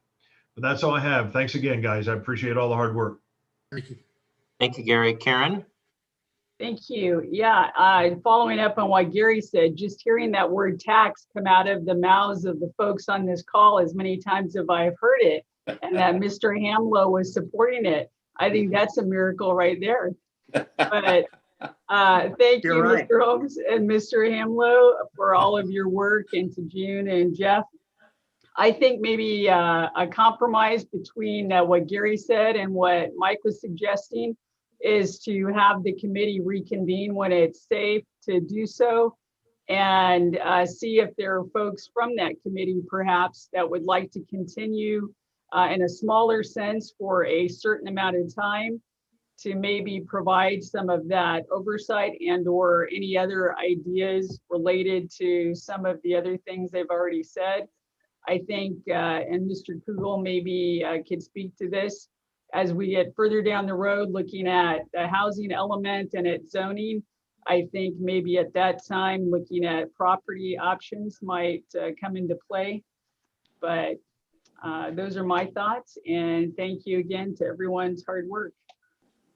Thank you, Karen. And my sincere thanks go out to you, Mike, and to you, Mr. Hamlow, for all the hard work that you've done, and the committee as a whole. They worked tirelessly, they pushed this, they campaigned for it, and with staff as well, with the leadership of June and Adam and the rest of the staff.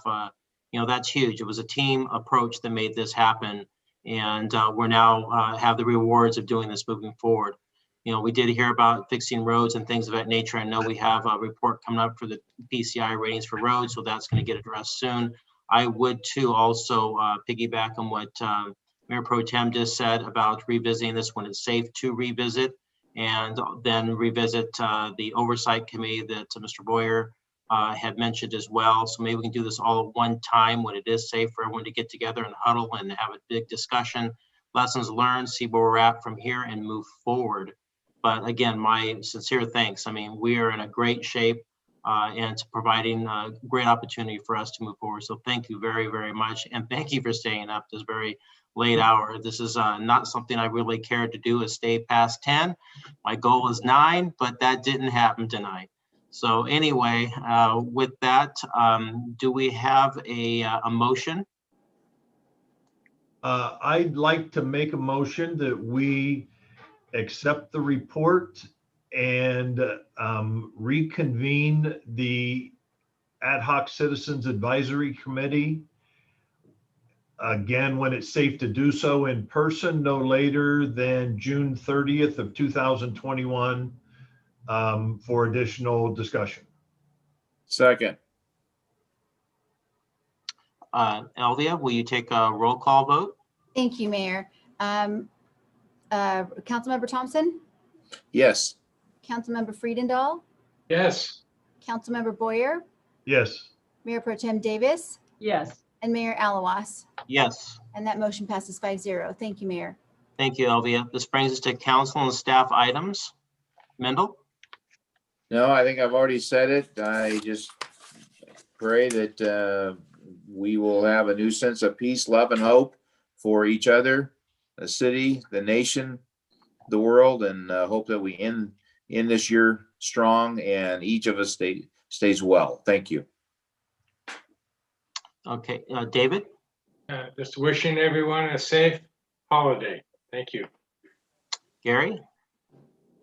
Again, just wishing everyone a very Merry Christmas, and we're all looking forward to the end of 2021 or 2020. But remember, when we wake up January 1st, 2021, the world's not going to be a different place, but we will be moving in the right direction. I'm confident of that.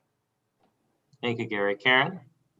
Just send everyone blessings for a safe and enjoyable holiday season, and that even though things are different, that in the midst of that, they still find reason to celebrate and give thanks.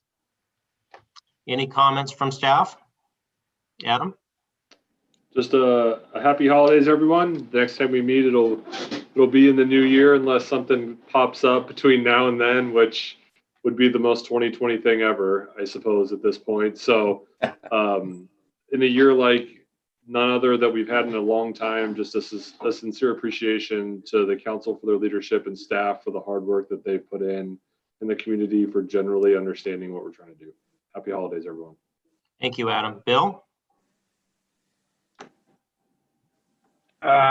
So I've got the closed session report, but beyond that, I would wish everybody a Merry Christmas, a Happy Hanukkah, and a Happy Kwanzaa. Thank you, Bill. I'd like to wish everybody happy holidays and a healthy and prosperous new year. Remember to be kind to one another. We'll see everybody next year. And with that, I'd like to ask the city attorney to report out of closed session, please. Thank you, Mr. Mayor, members of the council. Tonight, the city council met in closed session with its labor negotiators pursuant to Government Code Section 54957.6 to request and receive direction and authority with respect to the various general and unrepresented employee individuals and groups within the city.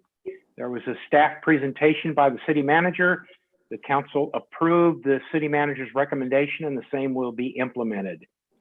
City council also met pursuant to Government Code Section 54957.6 to consider labor negotiations with the city manager. The mayor and the mayor pro tem led those discussions, which has resulted in direction to prepare an appropriate contract amendment for the city manager, which will come back for public review and action at a future council meeting.